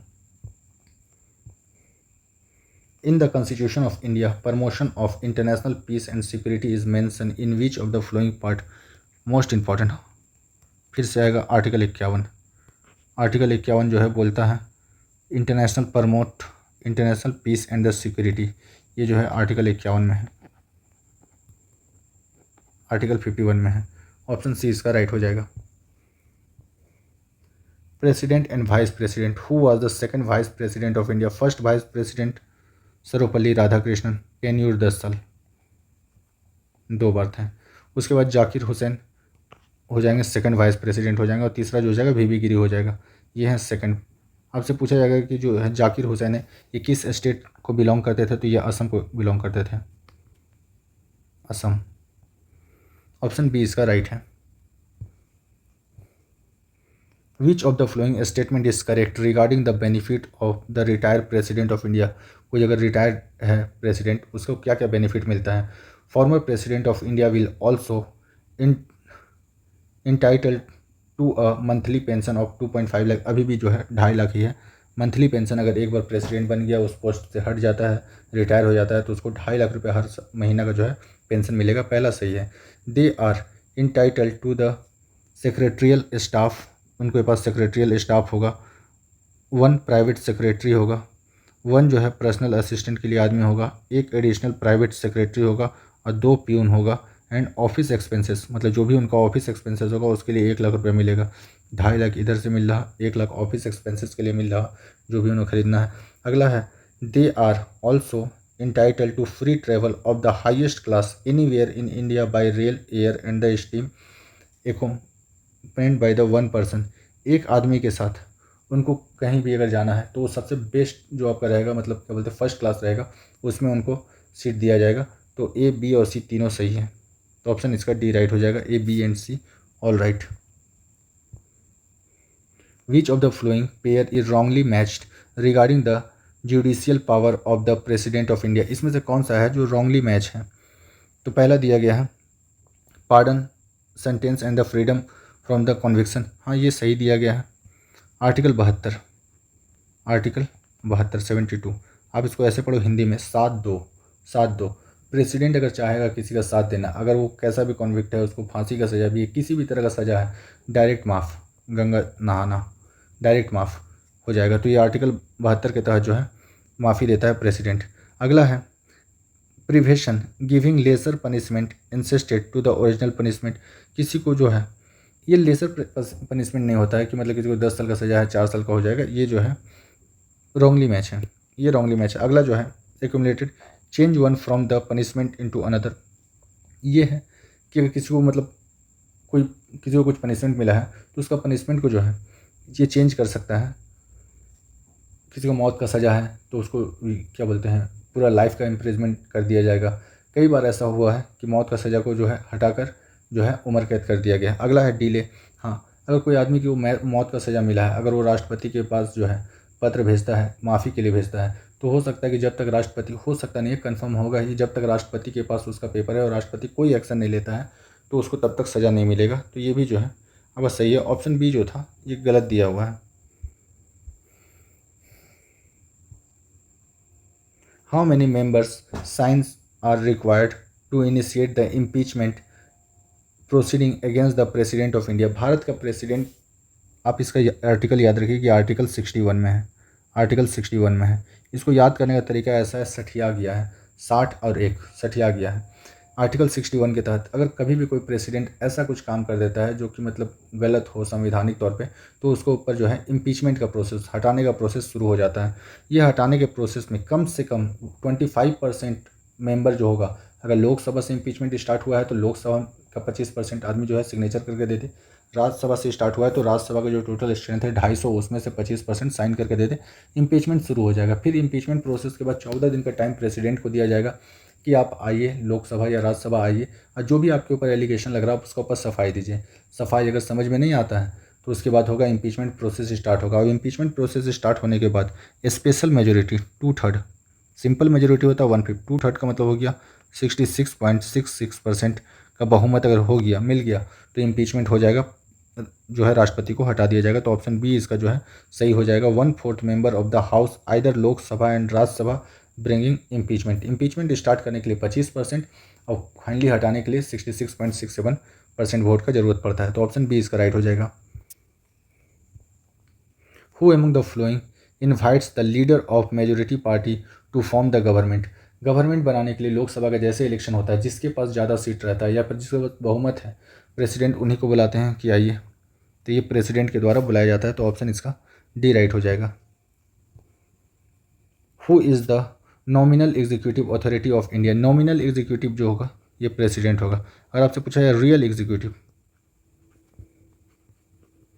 तो ये हो जाएगा पीएम, प्राइम मिनिस्टर हो जाएगा। नॉमिनल, और ये जो नॉमिनल जो है, नॉमिनल एग्जीक्यूटिव जो है, ये समझिए कि यूके का, यूनाइटेड किंगडम का जो होता है किंग या क्वीन, किंग या फिर क्वीन की तरह होता है, जिसके पास ज़्यादा पावर होता नहीं है, ये बस दिखलाने के लिए होता है। मेन पावर होता है प्राइम मिनिस्टर के पास यूके में। तो उसी तरह जो है रियल एग्जीक्यूटिव जो होता है वो होता है प्राइम मिनिस्टर भारत का, और नॉमिनल एग्जीक्यूटिव होता है president of India. Who bring the commander in chief of the Indian Armed Force take the salute of the various regiment of the armed force during the march past of the occasion of Republic Day। Republic day में जो है, Republic day में president जो है संबोधन करते हैं सेनाओं का, और जो है इंडिपेंडेंस डे में प्रधानमंत्री करते हैं। ये भी दोनों डिफरेंस याद रखिएगा। रिपब्लिक डे में राष्ट्रपति, और जो होता है इंडिपेंडेंस डे उसमें प्रधानमंत्री होता है। कमांडर इन चीफ, थल सेना, जल सेना, वायु सेना और जितने भी सेना है सबका हेड जो होता है प्रेसिडेंट ऑफ इंडिया होता है। तो ऑप्शन इसका बी राइट हो जाएगा।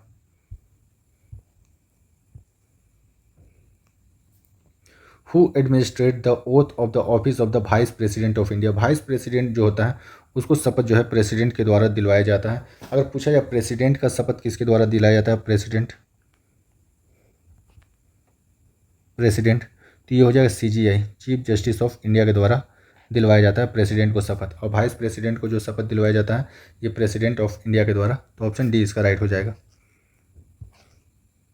In India who among the following has the power to pardon, remit and the commute the punishment of crime? Pardon power जो है प्रेसिडेंट के पास है, एंड वाइस प्रेसिडेंट के पास है, और गवर्नर ऑफ स्टेट के पास है। तो प्रेसिडेंट जो है 72 के तहत, आर्टिकल 72 के तहत जो है माफ़ी दे सकता है, और ये हर तरह का माफ़ी दे सकता है इंक्लूडिंग सजाए मौत। जो आर्टिकल 161 है, आर्टिकल 161 इसके तहत जो है गवर्नर ऑफ स्टेट जो है हर तरह का माफ़ी का जो है एक छोड़ सकता है, पार्डन दे सकता है, माफ़ी दे सकता है, एक्सेप्ट सजाए मौत। तो ऑप्शन इसका डी राइट हो जाएगा। Who among the flowing was the third vice president of India? पहले वाइस प्रेसिडेंट जो थे सर्वपल्ली राधाकृष्णन, दूसरे जाकिर हुसैन, और तीसरे जो हो जाएंगे वीवी गिरी। तो ऑप्शन इसका सी राइट हो जाएगा, सॉरी ए राइट हो जाएगा इसका option. Which of the flowing correct statement is the not correct regarding the election of the vice president of India? इसमें से कौन सा ऐसा है जो गलत है? He should be citizen of India, हाँ सिटीजन ऑफ इंडिया होना चाहिए, और एज जो है 35 साल से ज़्यादा होना चाहिए। He is eligible to contest election as the member of Rajya Sabha? Rajya Sabha का मेंबर का जो होता है एज होता है इलेक्शन लड़ने का वो 30 साल होता है। तो वो उस पोस्ट के लिए, राज्यसभा का जो इलेक्शन होता है उस पोस्ट के लिए भी एलिजिबल होना चाहिए, और उस पोस्ट का इलेक्शन के लिए भी एलिजिबल होना चाहिए। तो ये कंडीशन भी जो है सही है। He is eligible for the election as the member of the Lok Sabha? Lok Sabha का इलेक्शन मेंबर बनने के लिए आपको चाहिए एज 25, और यहाँ पर तो एज चाहिए 35। तो ये तो गलत दिया हुआ है कि आपको अगर भारत का प्रेसिडेंट या वाइस प्रेसिडेंट बनना है तो एज 35 होना चाहिए। ऑप्शन सी इसका राइट है। He should be above the 35 year age, ये एकदम सही है। तो ऑप्शन सी इसका जो दिया हुआ है गलत दिया हुआ है। Which of the following is not a eligibility requirement of the vice president of India? Bharat का वाइस प्रेसिडेंट बनने के लिए कौन सा इसमें से एलिजिबिलिटी नहीं है? They should not hold any office of profit under the central government और एनी स्टेट गवर्नमेंट और लोकल और द अदर पब्लिक अथॉरिटी? किसी भी सरकारी पद पे नहीं होना चाहिए, चाहे सेंट्रल गवर्नमेंट का हो, स्टेट गवर्नमेंट का हो, या किसी भी सरकारी पद पे नहीं होना चाहिए। तो ये तो सही बोला गया है। अगला है he should had complete the 40 year, नहीं 35 ईयर का एज जो है कंप्लीट होना चाहिए। तो ये गलत दिया गया है। अगला देख लेते हैं। He should be citizen of India, हाँ भारत का सिटीजन होना ही चाहिए। He should be qualified for the electorate as the member of Rajya Sabha? Rajya Sabha में इलेक्शन के लिए एलिजिबल होना चाहिए। A bill become an act of the parliament after being passed by the both house of the parliament and the assigned to by the। Lok Sabha में कोई bill pass हुआ उसके बाद वो राज्यसभा में जाएगा, उसके बाद प्रेसिडेंट के पास जाएगा। राज्यसभा में कोई बिल पास हुआ उसके बाद वो लोकसभा में आएगा, लोकसभा में पास होगा, उसके बाद राष्ट्रपति के पास जाएगा, और फाइनली राष्ट्रपति जब साइन कर देगा तब वो एक कानून बन जाएगा। वो बिल जो है एक एक्ट बन जाएगा। जब तक वो लोकसभा या राज्यसभा में है तब तक जो है वो बिल है। जैसे उस बिल पर राष्ट्रपति का सिग्नेचर हो गया, एसेंट हो गया, तो वो जो हो जाएगा एक्ट बन जाएगा, एक कानून बन जाएगा। तो ऑप्शन सी इसका राइट होगा। Which Indian president use the pocket veto for the Indian post office amendment bill 1986? Most important ज्ञानी जैन सिंह। ज्ञानी जैन सिंह जो थे, इन्होंने पहली बार पॉकेट वीटो लगाया, उसके बाद अभी तक किसी ने पॉकेट वीटो लगाया नहीं। आपसे पूछा जाएगा वीटो पावर जो है कितना मैंने दिया है।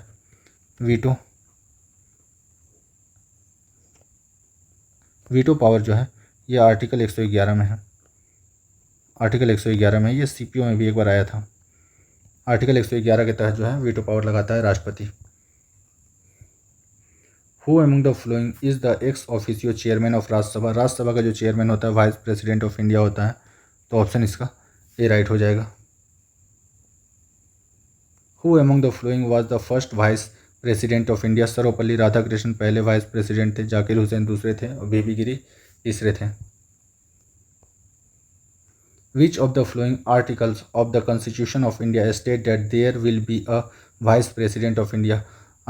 कौन सा आर्टिकल इसमें से कहता है कि भारत का एक राष्ट्रपति उपराष्ट्रपति होगा? तो ये हो जाएगा आर्टिकल 63। अब आर्टिकल 52 के तहत जो है ये कहा जाता है प्रेसिडेंट ऑफ इंडिया होगा।